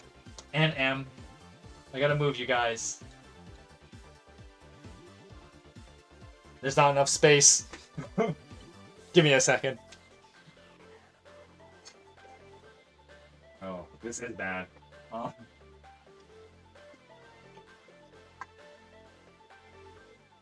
have like no space. I don't know how I'm gonna figure out how to do all this at the end of this, like after the stream.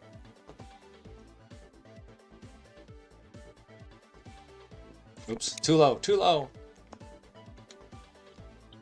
So there, Also, like, their Fern is. I remember a lot of people like pretty hyped up about the fact. Also, the fact that how Fern is, especially with Aurora. You know, like the Yeah. pink demon. Yeah. How she's like, literally immediately as soon as she wins the duel, she's like, go kill yourself. Like, kill yourself. She's like, die. Yeah, because she's like, But literally, because she's like merciless. yeah, she doesn't care. She's like, no, instead of me killing you, I'm gonna make it to where you do it. Well, that's because like, I mean, that's an interesting way of writing Frieren's character. But anyway, I tried my best to keep Fern in shot, but I had to lower the camera a bit, so I might have to bump it back up. I mean, I could use a stand of some kind, but whatever. It's gonna be like this for a while. People were like, holy shit. They were like, holy shit. But yeah, this is this model is kind of heavy. I wonder if it's made out of like It's made out of like a little bit of ceramic, I think. That might be the reason why it's heavy. Yeah, it's a little bit heavier. Like the hand is plastic, so it's super light. But I think a lot of her body is actually like ceramic. She could have some ceramic base as well to make her sit better. But okay.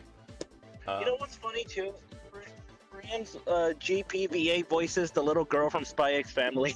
Yeah, everybody forgets that. Like, she Meme. voices the little girl. It's the same voice actress who voices the little girl in Spy X Family.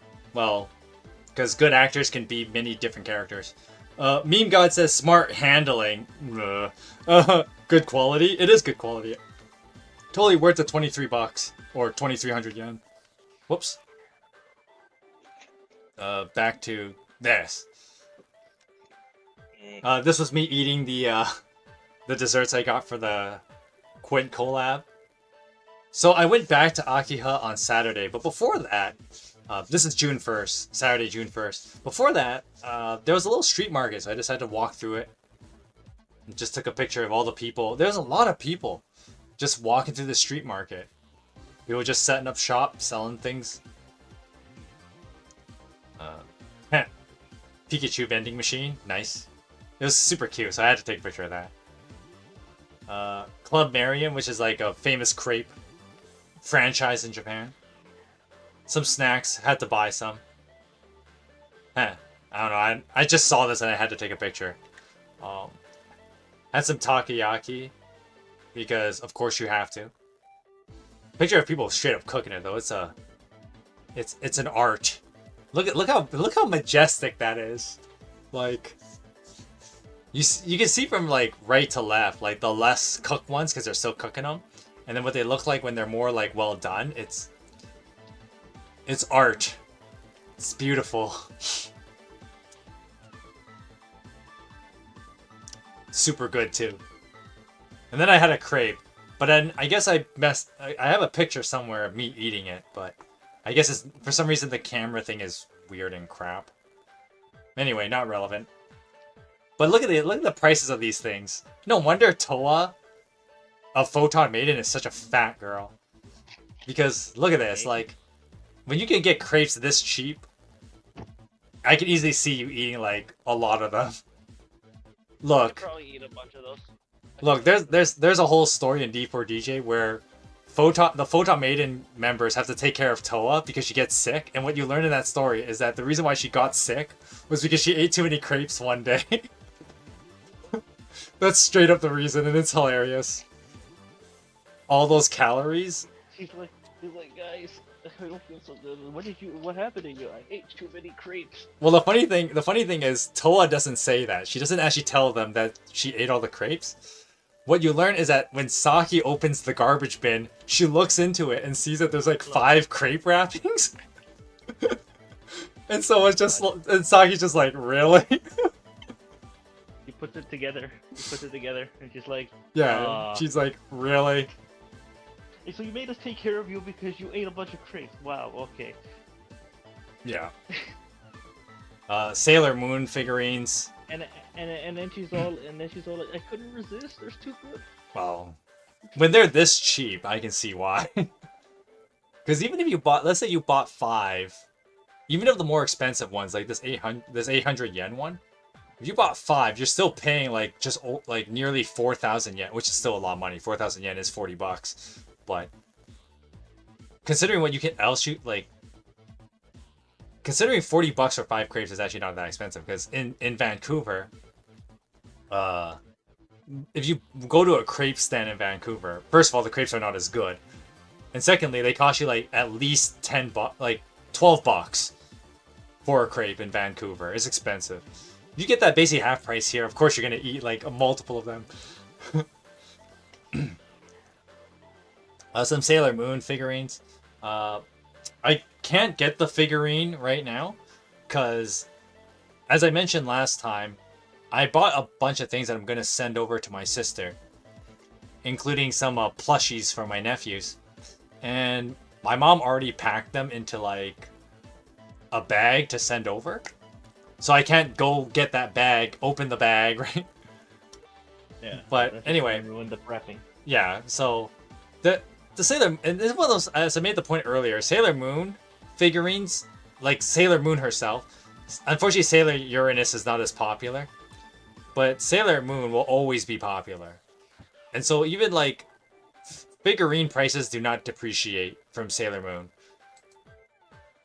She will always be that expensive. Imagine if Toa turns into a crepe and petite mix.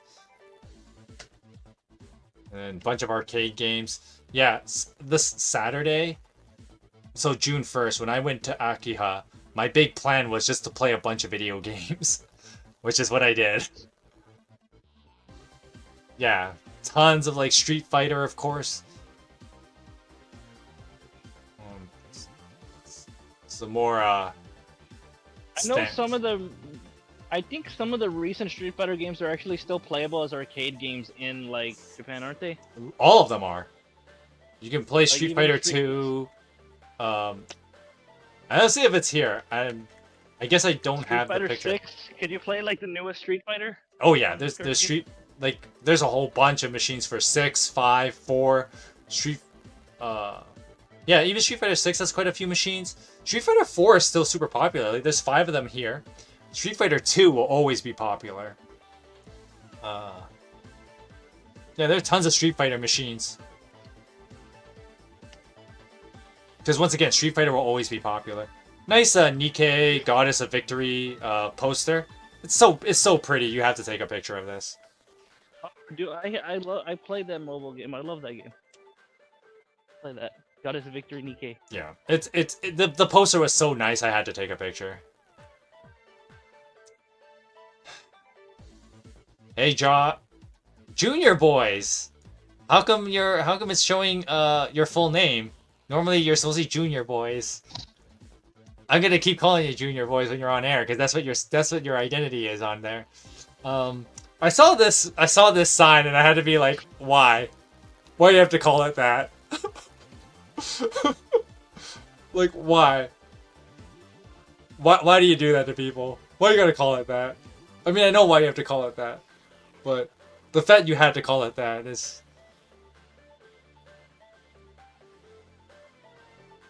Wait, that's a fire shop name? Sure. Yeah, why you gotta call it that, though? I went to a Moss Burger because you gotta go to Moss Burger. Looks like a good show title. No, it does not. Wait, what looks like a good show title? Don't worry about it. Oh. Okay. Anyway, I had a Moss Burger because why not? It's their McDonald's over there. It's pretty good. I mean, as good as fast food burgers go. I agree. We need $1 of My First Mate. Or we need season 1. I don't know why I read the font YouTube. We need season 1 of My First Maid. I'm pretty sure that exists somewhere. A Chrono Trigger and a Super Famicom. More arcade because I went to another arcade because Akihabara has like a bunch of arcades. And it's funny because I didn't think about this back then, but I thought about it more now that a lot of there's a bunch of different arcades. I know there's a. Did you see a Fate Grand Order arcade game there? There's tons of them. Yeah. A lot of a lot of arcades are also very themed. So this arcade had well, that's not necessarily true because once again, like an arcade will be like 7 floors or something, and certain floors will be dedicated to certain things. So when I was like at the other arcade with all the Street Fighter, there's a floor that's just fighting games. And then in a different arcade, as shown here, this floor is just dedicated to racing games. And look at this. There's like a whole section that's just the same racing game. Well, I mean, those are multiplayer, so That's true. they gotta have them all next to each other so everyone can play together because it's Yeah. all multiplayer. And They're all so- connected together. And so I took a picture of one of this I think it's a Taito game. Taito game? Taito, Taito, Taito games. And so I took a little picture of the floor plan. Look at that. The first 3 floors is their crane games or claw cranes. Basically Japanese gambling in a nutshell. 3 floors of that. you got your quote-unquote network games, and that's where it's like FGO arcade and stuff like that. That's your network games. And then music games, retro games, which I definitely have to check out. Play some old school Marvel vs. Street Fighter and stuff like, or X-Men vs. Street Fighter. That's how it started first. And then like they have like, you know, a cafe on the top floor. So old school, tons of Street Fighter 2. Time Crisis 2. Now there's a fun game. Check that out. Oh yeah.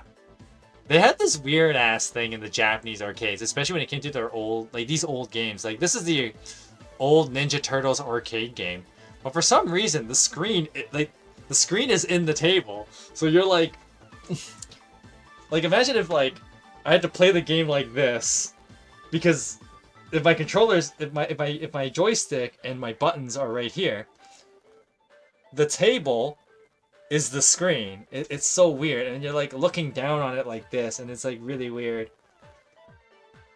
It's probably like the biggest like neck cramp you could possibly get in an arcade. Oh, more Gundams. Okay, this is the picture that I thought this picture was earlier. Ergonomics at its finest. Yeah, you're not wrong, meme god. But anyway, this was the picture I was talking about earlier. I thought I took it earlier, but I guess I didn't take it till this day. And this is the original 5 Gundam Wing Gundams, because I had to show it to my sister. Because I'll tell you a funny story about it. Gundam Wing was actually the first Gundam show I watched. And then I look back on it, and of course I was told that like Gundam Wing is the worst of the Gundam series. And that they're kind of right. Because once you watch like Gundam, the original is like the OG. And then like Gundam Seed is pretty good. But at the same time, like Gundam Seed, I would don't let Ark hear you say that. He didn't like Gundam Seed. He absolutely hates Gundam Seed. I mean, it's better than Gundam Wing if you tell him that. Okay, yeah, maybe. Everybody, most people in the Gundam community would say Gundam Wing is the worst one. The boy band Gundam, as everybody calls it. But my sister, I always had butt with my sister about it, where she's like, Gundam Wing's the best one. I'm like, no, Steph, stop living in the past. You're wrong. Your opinion is. This is why people don't take opinion. Your opinion is wrong. I know you're entitled to an opinion, but it's wrong. Yeah, it's just like how many people are just wrong about the quintessential quintuplets and not acknowledging that Nino is the best one. Like, that is not an opinion. Anyway, I watched Witch from Mercury, BC because it's free on YouTube. Oh, okay. But anyway, I had to take a picture of the Gundam Wing Gundam, so... Because they do look sick. More... Hey, it's Akiba. The Magikarp again, because I ate another one. This was my third Taiyaki. Yeah, I had 3. 2 Magikarps and 1 not Magikarp. But look at that. Look at that majestic art. I didn't take it. Okay, so it's kind of hard to see. But you see on the right over here is when the Magikarp is still on its side, and then what they do is they cook the 2 sides, and then they put it back up like this when they're basically ready. Yeah, you have normal Taiyaki, you have Magikarp Taiyaki. But, I mean, they're basically the same. They just look different. Oh, and then, there's basically one of the last purchases I made. Because the real reason was because I was running out of bag space. I didn't tell this story in the last stream, but when I was at a yeah, okay, so, because certain things, because phone cameras are weird and crap, there's a few pictures that are missing. Because I guess I took a picture of them on like WhatsApp or Discord, but not on my phone first. And so they're not in my phone picture file. It's weird. But as you see down here, I bought some a bunch of plush. And so that green one is right here. I have a spare one. I don't know who I'm gonna give this to, but I'm gonna give it to somebody. Probably to my cousin who's actually expecting. So I'll probably give this to him. But that's what's there. And I went to the Don Quixote. The cute dinosaur? Oh, bro, like, these things are so cute. I have a Nino one. Because Nino is the best sister. Put Yosiba back there. So I bought those, and I also bought a couple other things at the... Not the Don... Well, at the Don Quixote, I did buy, like, a bunch of underwear and socks, because they're super cheap there, so I just, like, loaded up on them. Like, I bought 6 pairs of socks for, like, 1,500 yen. Which is super cheap. Basically, 6 pairs of socks for $15. In Vancouver, like, buying one pair is, like, almost $8. Like, are you for real, bro? Yeah, they get mad expensive. And then I bought, like, 5 pairs of underwear for, like, 5,000 yen. So $50, $10 a pair, which is super cheap. Compared to, like, once again, buying in Vancouver. I remember I bought, like, a packet of underwear in Vancouver like a year ago. I'm gonna move on to my PC. I gotta boot it up, so... Okay. I'll be back. Yeah. Anyway, so I bought, like, a packet of 3 for, like, $60. Like, basically $20 per pair. I'm like, are you for real, bro? Get it for $10 a pair in Japan. Like, yeah, of course I'm gonna do it. I also bought 2 pairs of Converse shoes in Japan for 10,000 yen. So basically $100 for 2 pairs of Converse shoes. In Vancouver, 1 pair would have cost me like $80. So, well, see, Meme God, it's kind of like a weird double-edged sword. Because on the one hand, you could say it's huge savings. On the other hand, I did have to pay $2,000 for a plane ticket, so kind of balances out, right? But okay, so anyway, the lower part here, that's me buying that stuff, like shoes, socks, underwear, quintessential quintuplet plush. I told the story before about how I was at the Don Quixote in Ikebukuro and should have bought all 5 sisters, but I'm dumb, so I didn't do that. And I ended up buying like 2 Yosibas and another Nino in Akiya at a later time. That's what this is, by the way. Anyway, the last purchase I actually made because I was like, crap, I'm gonna run out of space in my suitcase. Is this quintessential quintuplet cup? Whoops. Yeah. Oh, crap. I did not mean to do that. I forgot that I'm not running the program to do this. I'm running just display screen because my computer, OBS is an arrogant prick right now. Anyway, so I bought this cup. Oh wait, reading scene. I bought this cup. And it has the 5 sisters. I should have panned it the other way. And they're like a cute little like... I'm not totally sure what that's supposed to be. It's supposed to be like a leopard? Or a panda? It's not a panda. I think it's like a little leopard pajamas. Because you gotta have cute quints and cute outfits. I got the dinosaur plush. You got this cup with the white tiger, maybe? You know, I think that's a good... I think that's... You're probably right, Meme God. It's probably white tigers.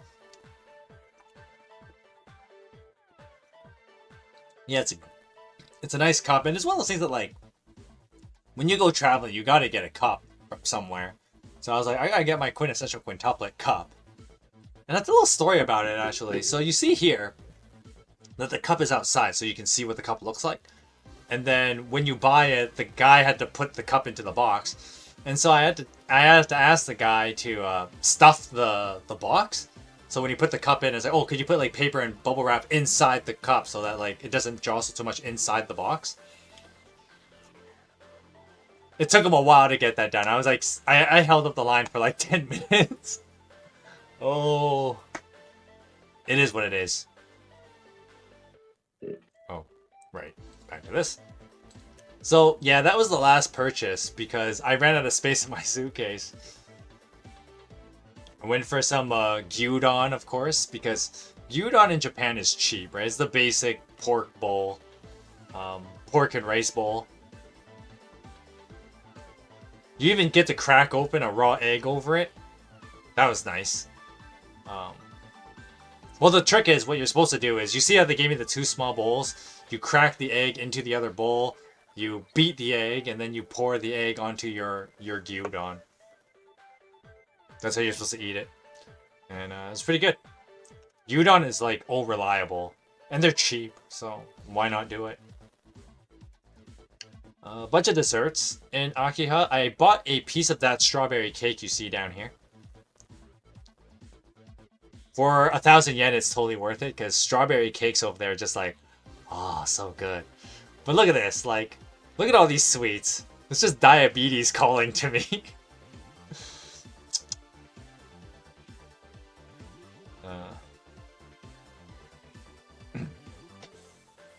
So this was a picture of me eating it. I gotta have some green tea to balance out all that sugar I'm eating. But those strawberry cakes in Japan are just like, they're mad good. I had 2 of them. Not at the same time, obviously, but... what is this? Oh yeah, I went back to Shibuya on the Sunday, so this is June 2nd. The reason why I went down was because of one of my buddies that I met at the D4DJ festival. He was talking about like there was a music event in Shibuya, and DJ Seonko, who's Aoi and Rondo, she was performing as one of the acts, and there's like a whole bunch of acts all going. But the problem is that, like, 1, it was pretty late, and 2, it was mad expensive to just get in. It was like 6,000 yen, which I guess, like, if you stayed there for several hours, you could get your money's worth, if you will. But I decided not to do that because I did agree to meet my buddy that Sunday, because it was the only day we could meet up in Japan. And so I was like, oh, I ended up not doing it. So I'll tell more a little bit about what happens when we meet. But hey, Tom, welcome to the stream. Hope you're doing well. Anyway, it's just some Shibuya art, or Shibuya art. These are multiple pictures of me doing the famous Shibuya crossing. And yes, I'm doing the thing you should never do, which is be on your phone while you're crossing a road. But I tried to take some pictures while I was crossing the street.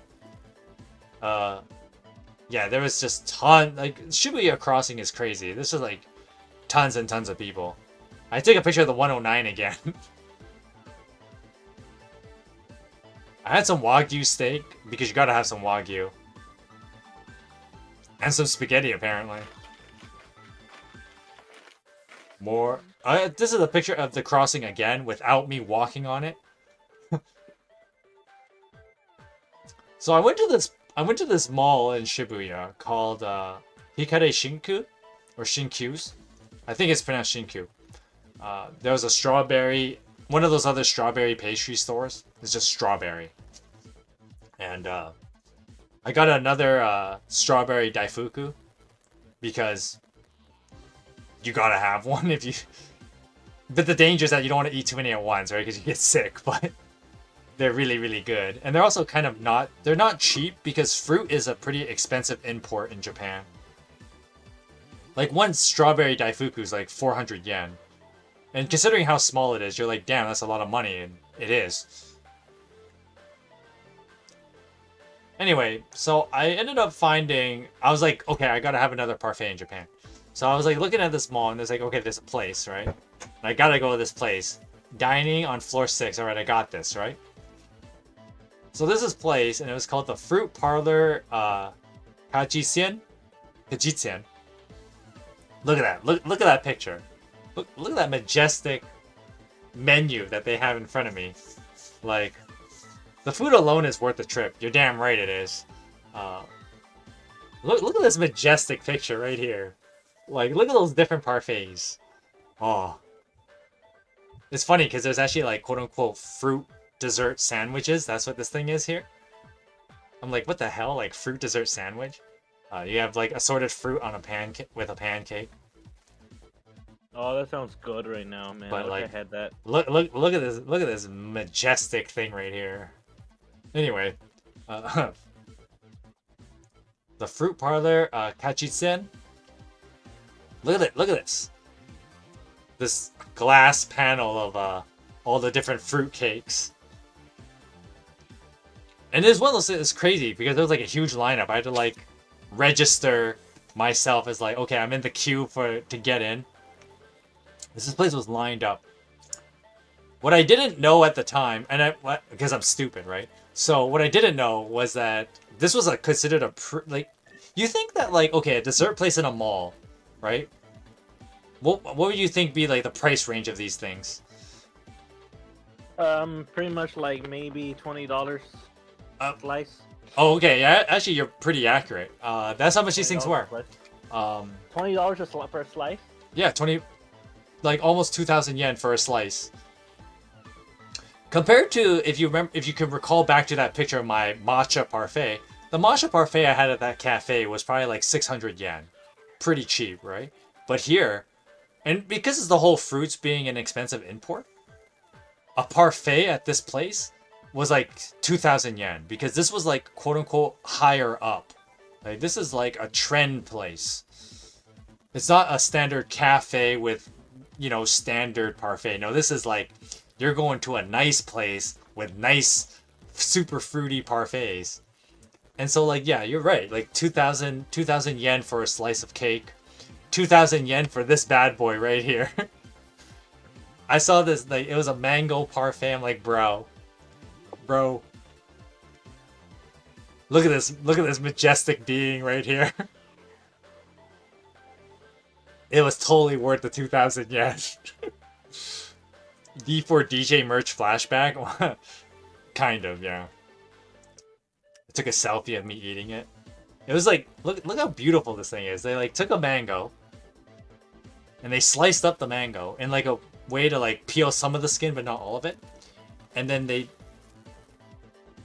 made the mango like into a flower shape. And then they put the ice cream in the middle. And then they top it off with a couple of fruits. And so, like, yeah, you basically have all the good parts of a mango, because they take the core out, obviously. They cut it up, take the core out, and then they put the mango into the cup, and then they put ice cream into it. So, yeah, it looks more mango than parfait, because it kind of is. It's a whole mango in there. Look at that. It's so beautiful. It's so majestic. And there's a picture of me eating it. And there's like even mango in like the bottom of the cup too to fill it up. Here's a truck with some, I don't know, ad for some boy band. I don't know who these guys are. But the truck was nicely decorated, so I had to take a picture of it. Oh, the Tokyo Food Show in Shibuya. This place is deadly. It's so deadly. Like, if you have a death wish, you come here. And the reason why that's the case is, look at this. Look at this beautiful, beautiful strawberry stand. Look at those desserts. Look at that strawberry cake. Look at that strawberry cake only be 800 yen.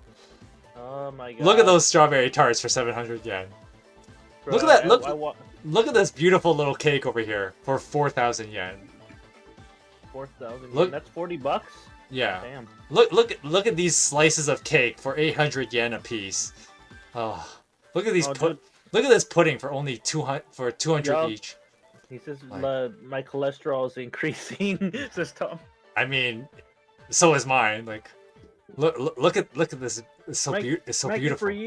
For you, it'll be like that, but then for me, it's just like, this is normal for me. So- More sugar. So beautiful. Oh, bro, dude, I would probably like, I would so enjoy going there and get some of that strawberry stuff. Oh, that's the place. Look at this. Look at this beautiful, beautiful bakery. Look at all those snacks. Oh man, that looks good. Look at this. Oh, it's beautiful. Diabetes calls to me. Look at this. Look at this. Another dessert stand. Look how majestic this looks. Like, oh. Look at this little fruit cake here for only 1,500 yen.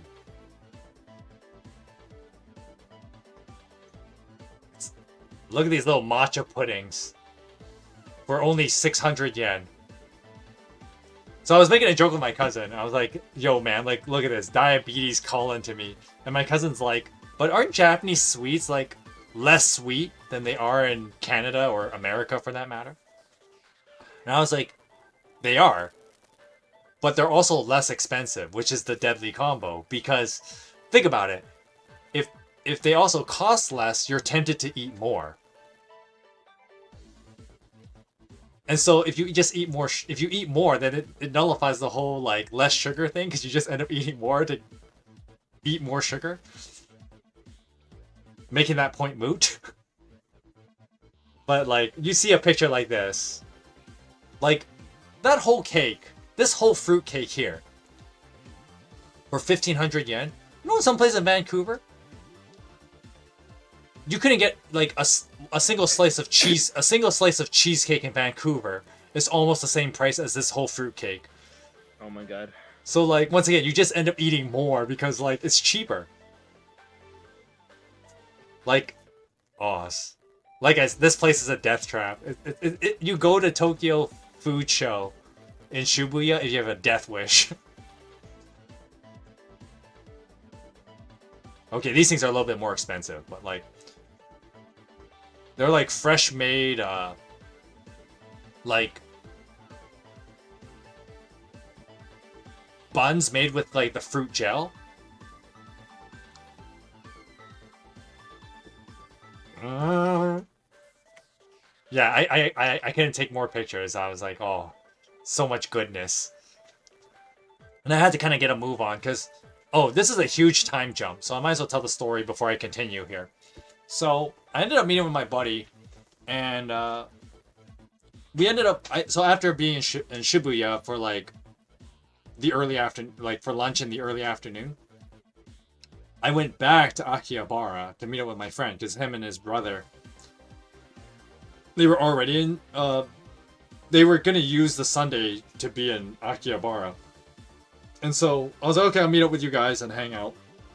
And I ended up going to the arcade to wait for them and just played more video games.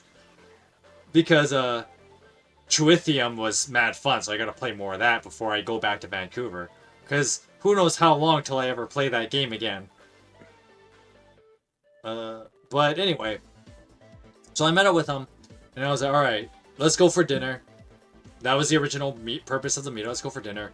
You guys have been here for almost a week. What have you guys not had? And this just blew my mind. My buddy was like, we haven't had sushi yet. I'm like, what do you mean you haven't had sushi yet? You're in Japan for a week. When I was in Japan for 2 weeks, at this point I already had sushi like 3, maybe 4 times at this point. Because that's kind of what you do. So I'm like, alright, we're in Akihabara. We gotta go to this place. We gotta do some conveyor belt sushi. But not true conveyor belt, because in Akihabara it'd be kind of hard. Because the place would be so busy. But we gotta do some conveyor belt sushi. And we ended up going to this place. We had to wait an hour to get in. So you get like your queue ticket, you know, your place in the lineup. We had to wait like an hour. Which was a good thing that we went to the place at 6 o'clock. And we had to wait an hour to get in. So, you know, by 7 o'clock you get in and you start eating like just after 7. That's actually kind of nice. Oh. I'm not ready for that yet. So, I was like, alright, we're gonna do some conveyor belt sushi, and you guys gotta experience, you know, good in Japan conveyor belt sushi eating experience. You gotta have it. And so, you get the little computer thing and you just order. And that's also dangerous for like the way Japanese restaurants, you order off the little, the iPad that they have there. The tablet, I should be more inclusive. But you order off the tablet. That's dangerous because you're just gonna keep ordering things, which is exactly what ended up happening. But we filmed a little bit of some of the food coming down. I was like, this is the experience, boys. Oh, you see that? Oh, sliding down. Look how majestic that is. No. Our things will come through here. Oh, the teacups and chopsticks. Okay, that wasn't ours, but like basically the way it worked is that you order on the little tablet, and then it would slide to you. And then this here, if it was to stop at our table, what would have happened was this thing would have opened up, and then the sushi would slide through to this particular shell. And so you get the same sugar for the same price. Kind of true. Depends on what you're eating. Because if you plan things out, you could get way more sugar than your buck, which is probably not good for you. But look at that. It's like, oh, so good. So we just took progressive pictures of like different stuff we ordered. Had some octopus, and of course you gotta have your like fatty tuna, some shrimp, you know. Yeah, that's a little tablet thing where you order and you just like keep punching things in. Because even though each individual plate, the plates come with like 2 pieces, are only like 150 to 200 yen. You're just so ready to just stack those plates. Little more nigiri, which is what you're gonna eat a lot of at these kind of places. You can see it, right, guys? It's starting to happen. Just the stacking of plates, the ordering of sushi. Oh, it just keeps getting crazier, doesn't it? Look at the stack of plates. I had to get some noodles because you need a little bit of extra filler. The free do-it-yourself matcha is nice too. Yeah, it is kind of nice. Well, technically, I mean, I guess it is free. It's technically kind of not free because there is a sit-in fee, but it's also really cheap, so it may as well be free. Yeah, there's a $3 sit-in, or 300 yen sit-in fee. Most restaurants do that. And then, like, look at us, just ordering. Look at that stacks. And the funny thing was, I guess it's just me being an old man, but my buddy and his brother were like, dude, we've never eaten sushi like this. We've never done anything like this. I'm like, guys, you're like 20, you're over, like, you're 25-year-olds in Vancouver. What do you mean you haven't done anything like this? Like, they're like, we've never experienced sushi like this before. And I was like, guys, what are you even doing with your lives? Because, there was a lot of good stuff to be had. We ended up eating a lot, and I ended up spending quite a bit of money because it's one of those things like, it's a deadly combo. Because stuff is generally cheaper when it comes to like eating sushi in Japan, you're tempted just to eat more, which is exactly what happened. I should have maybe I'll check with my friend later. Maybe his brother took a picture of the stacks of plates that we had. But we had a lot. Because, once again, like, you sit there for, like, an hour just picking off sushi, constantly ordering off the tablet. We ate so much. Because it was just so good.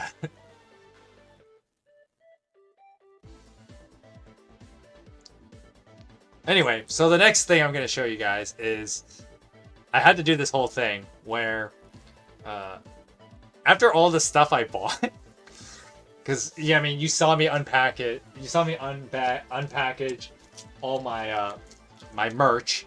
Actually, I have one more thing here. I'm just going to do it now. I got this during the D4 Fest. I didn't unpackage it last stream because I forgot where it was. Or I just forgot about it. Poor Haruna. And so, I got this Haruna acrylic keychain because why not? So let's open it up.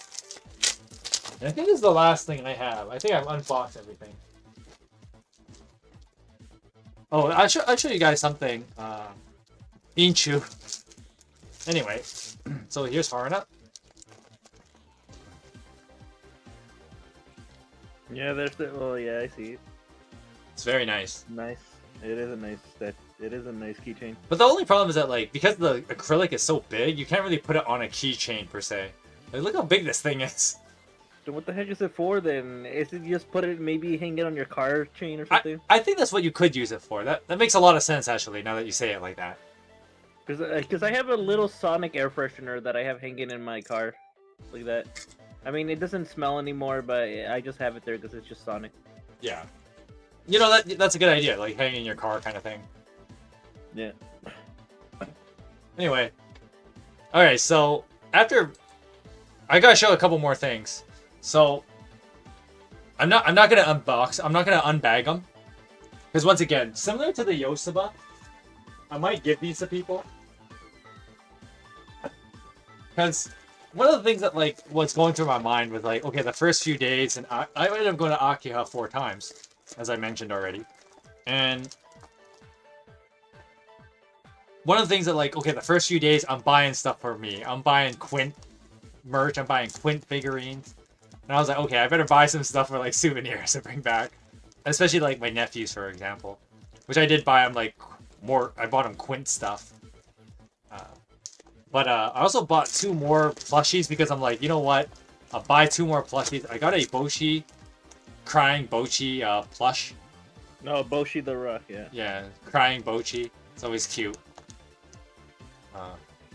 This one was pretty cheap. How much was this? 1,500? It's pretty normal, I guess. It's not cheap. It's pretty normal price. I mean, some plushes can go for a lot of money. So 1,500 is not that bad. It's kind of hard to scale out to my body how big this is. But it's actually not that small either. But yeah, I got the crying Bochi, so that's kind of cute. And the other one I got was, I got a Stark from Freerun.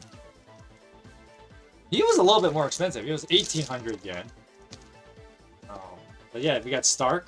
He doesn't have his axe though, that's a shame. But I'm not gonna unbag these, because I might give these to people.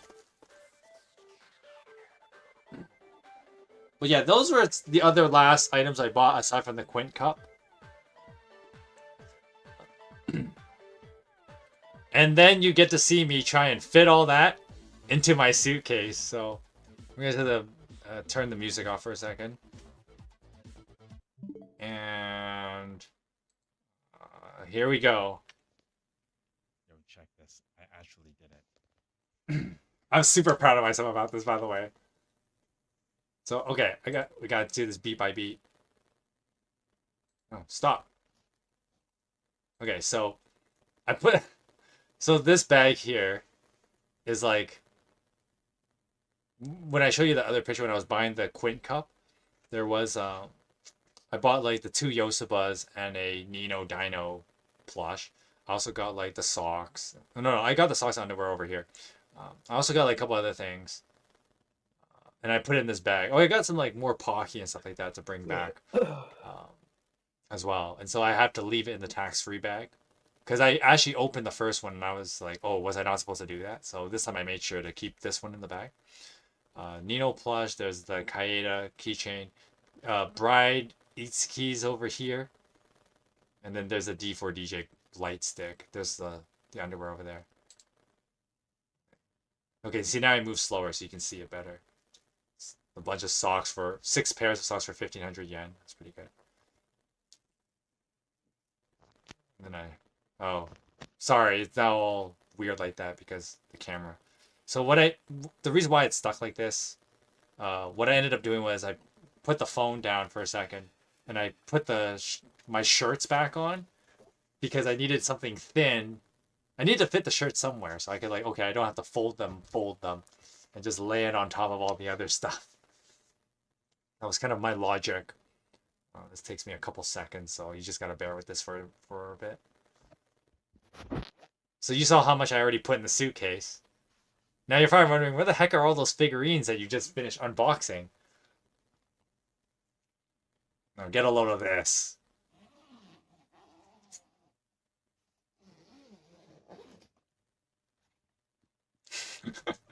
I was so proud of myself, I figured this out. So yeah, all 5 of those figurines I put in that compartment of the suitcase, along with more of like the Kit Kat and the Pocky I brought back. I was super proud of myself, like, okay, how am I gonna fit all these figurines into the suitcase? Because that was not easy. Hidden figures. And then I was like, okay, yeah, put that back. I'm wearing the Miyu shirt, of course.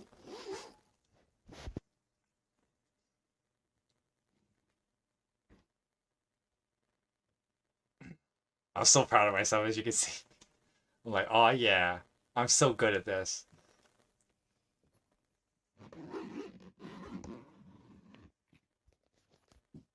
Yeah, because I bought a suitcase while I was there, and it was supposed to hold the merch. I think you may have missed it earlier, but the shoes were also in the suitcase. Did you wear the Vancouver hoodie at all? What Vancouver hoodie? Got almost everything in there. I have to fit 2 items in here still. What Vancouver hoodie? Till the morning. Oh, the Vancouver sweatshirt. Yeah, I to answer that question, more feet pics. My Vancouver sweatshirt, I wore it when I went to sleep, because the problem is that, like, okay, so Japan was actually pretty warm this time of year, and it was like constantly like 20 to 25 degrees Celsius. So the hostel and most buildings in general would have the air conditioning cranked up. It is actually cold to sleep sometimes because the air conditioner is still going on while you sleep. And so I just wore the sweatshirt to stay warm at night. That was the reason why I wore it. And my toiletries. Oh yeah, so to go back a little bit. Sorry, Mrs. Park. So I fit like the rest of my clothes and the Sailor Saturn figurine that I bought, which I'm gonna give to my sister at some point. I fit that in this suitcase, which was a smaller one, was the one I brought to Japan. Got almost everything in there. I have to fit 2 items in here still, but I won't do that till the morning. First one are these shoes I'm wearing, slippers, and my toiletries. I have a very small bag of toiletries. Should be able to fit that in pretty easily. I mean, you gotta travel light. One more thing. Managed to stuff this thing too.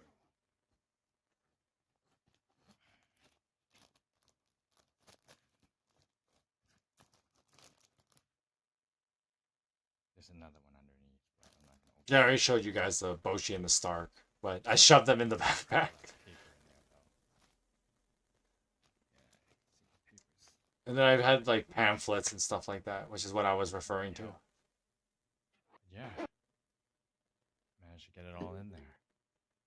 You can buy all the hygiene stuff in Japan anyways. I could have, but I don't know, well, I mean I could have, but I just brought my own razor, my own toothbrush, my own toothpaste, stuff like that. I mean, it wasn't that much. I don't need to carry. Like, for instance, I didn't have to bring or even buy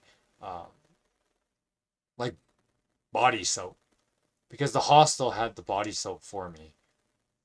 And it was actually a very nice one too. I didn't take a picture of it. And it's not that you can take it home. Well, today I could have taken a picture in the lower level, but anyway, not relevant. Whoops. And then this is just me seeing like peace out Japan kind of thing, because this was basically what I was wearing before I left. I had the Peaky Peaky hat and other D4DJ merch.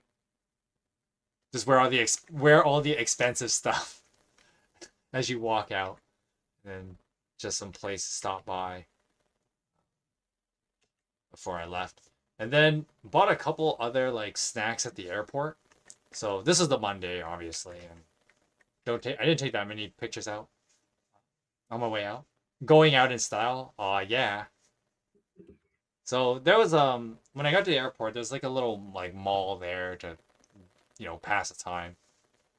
And I was looking for, because people were like, "Oh, get us some mochi and stuff to bring back," and I ended up not buying as much as I could have.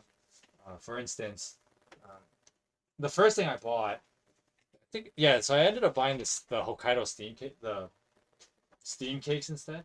I think the steam cakes are actually, honestly, a little bit better anyway. I don't have this steam cake thing well, I do, but that's like, we've already eaten most of that already. I bought 2 of them because I'm going to give one to my sister. Like I said, with the whole Pocky thing as well. that a lot of it, a lot of the stuff I bought when it came to like snacks like this, I would buy 2 of everything, but then of course 1 I would give to my sister anyway, and for the boyos, right? So, and then I ended up buying. So I was like, oh, I got this, and then my mom was like, this is the wrong one. Oh, I didn't take any pictures of anything else. I'll just show you what other things I got. So here's some mochi. I haven't opened it yet actually, and I don't want to open it quite yet until we finish the steam cakes, because I don't want to. I don't want to open like multiple things. You know if that makes sense. It's just not good practice. And then what else I got in here? So this is the bag of snacks that I still have, because we've already eaten a bunch of it. Most of the Pocky we've eaten already. Because, I mean, Pocky does not last long in this house. Let's just say that. I still have this one. A matcha chocolate pot. Oh, I should probably change it. See, there you go. So I got this matcha chocolate Pocky. And I like matcha, so... These are the smaller packs though, so these are gonna be gone so fast when I finally open it. What else I got in here? These are like more classic. These are boxes of more classic style mochi. I don't want to open them right now, so you just get to see the wrapping. But a lot of mochi. These things were pretty cheap too. Like they came in packets of 3s, so you see 2 of them because the other one. No, it's right here. They came in a packet like this, like of 3s, and so for the 3 of them was like 1,000 yen. But these are like your less expensive ones. So I got some of these. There's another set for my sister somewhere. I got some of those fancy Kit Kat, the matcha Kit Kat. There was like a couple other ones, but I already put that in the other bag for my sister. So we've already eaten through the strawberry one that I bought.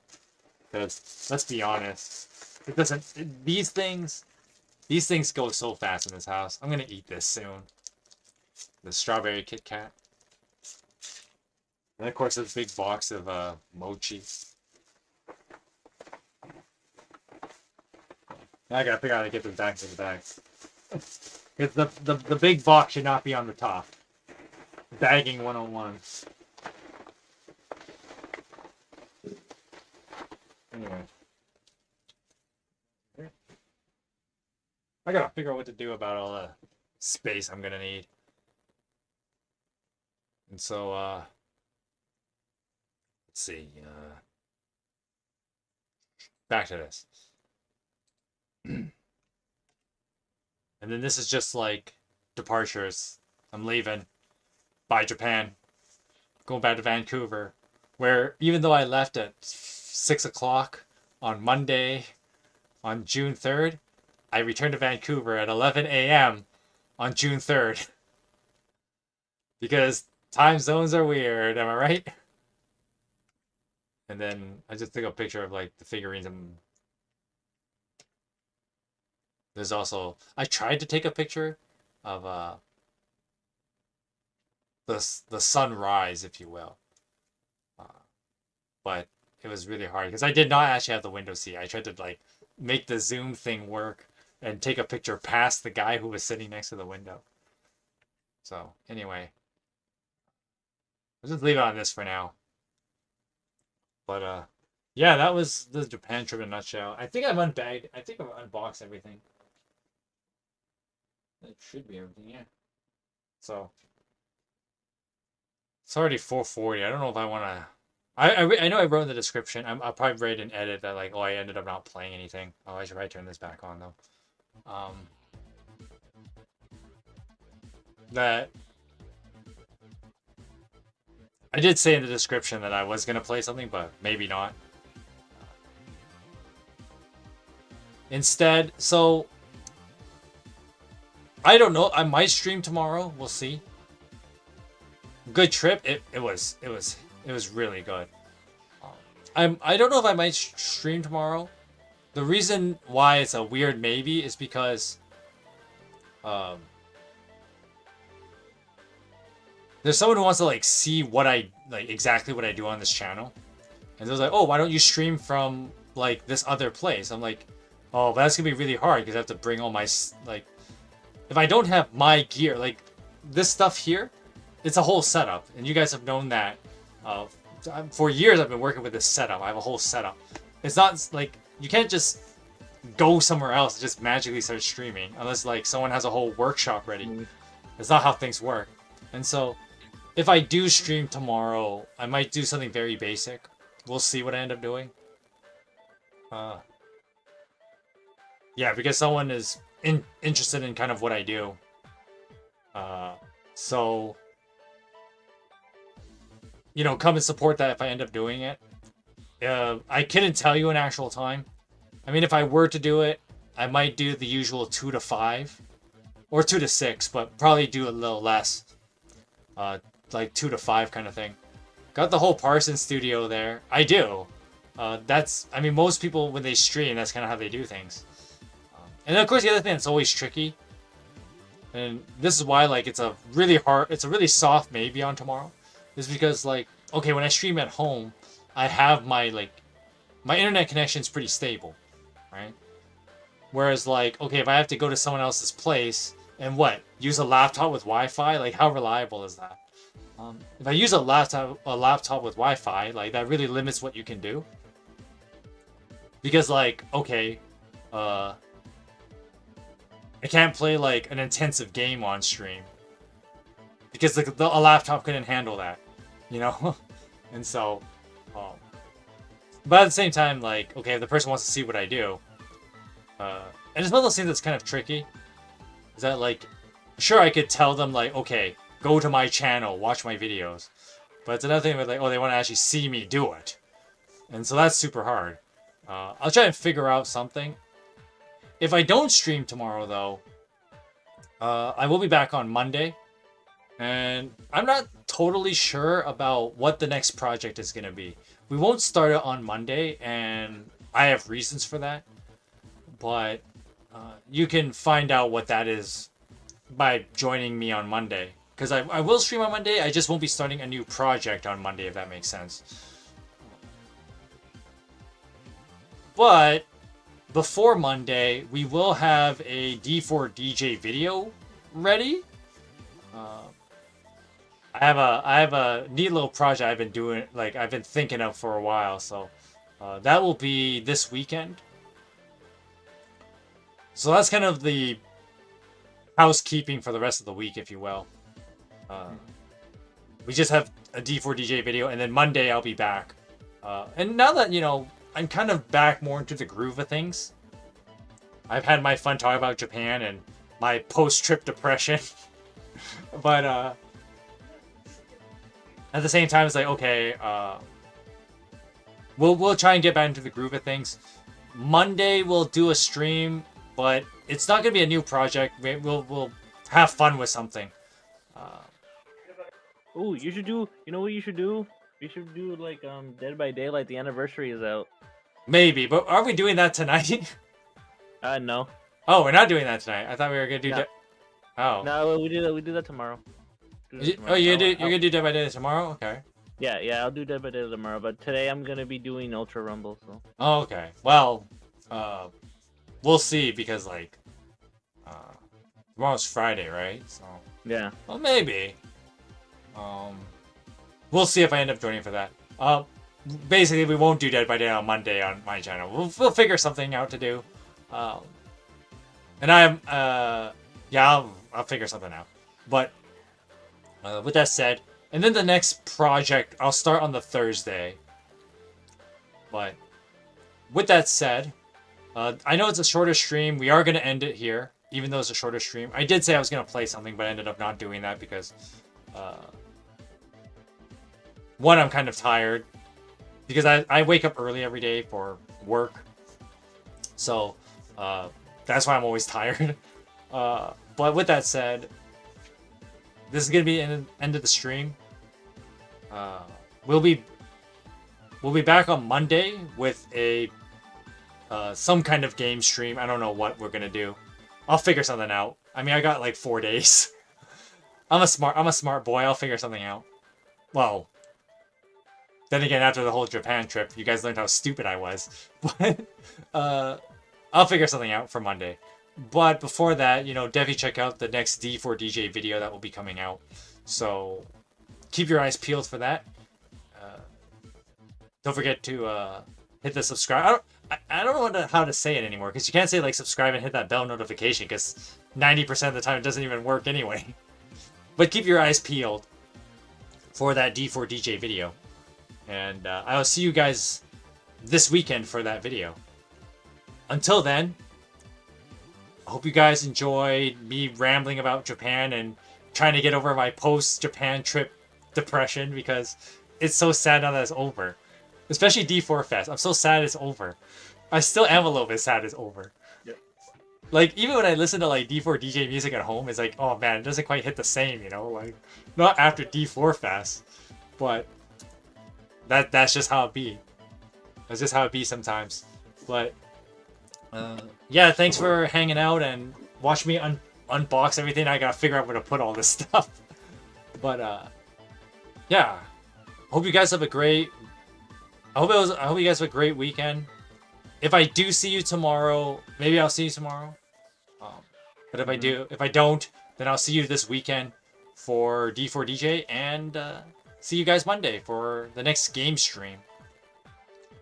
So have a good rest of your night, and have a great weekend. Goodbye, Chad. God bless you. And it was great seeing you in D4 Fest too, Meme God. Good night.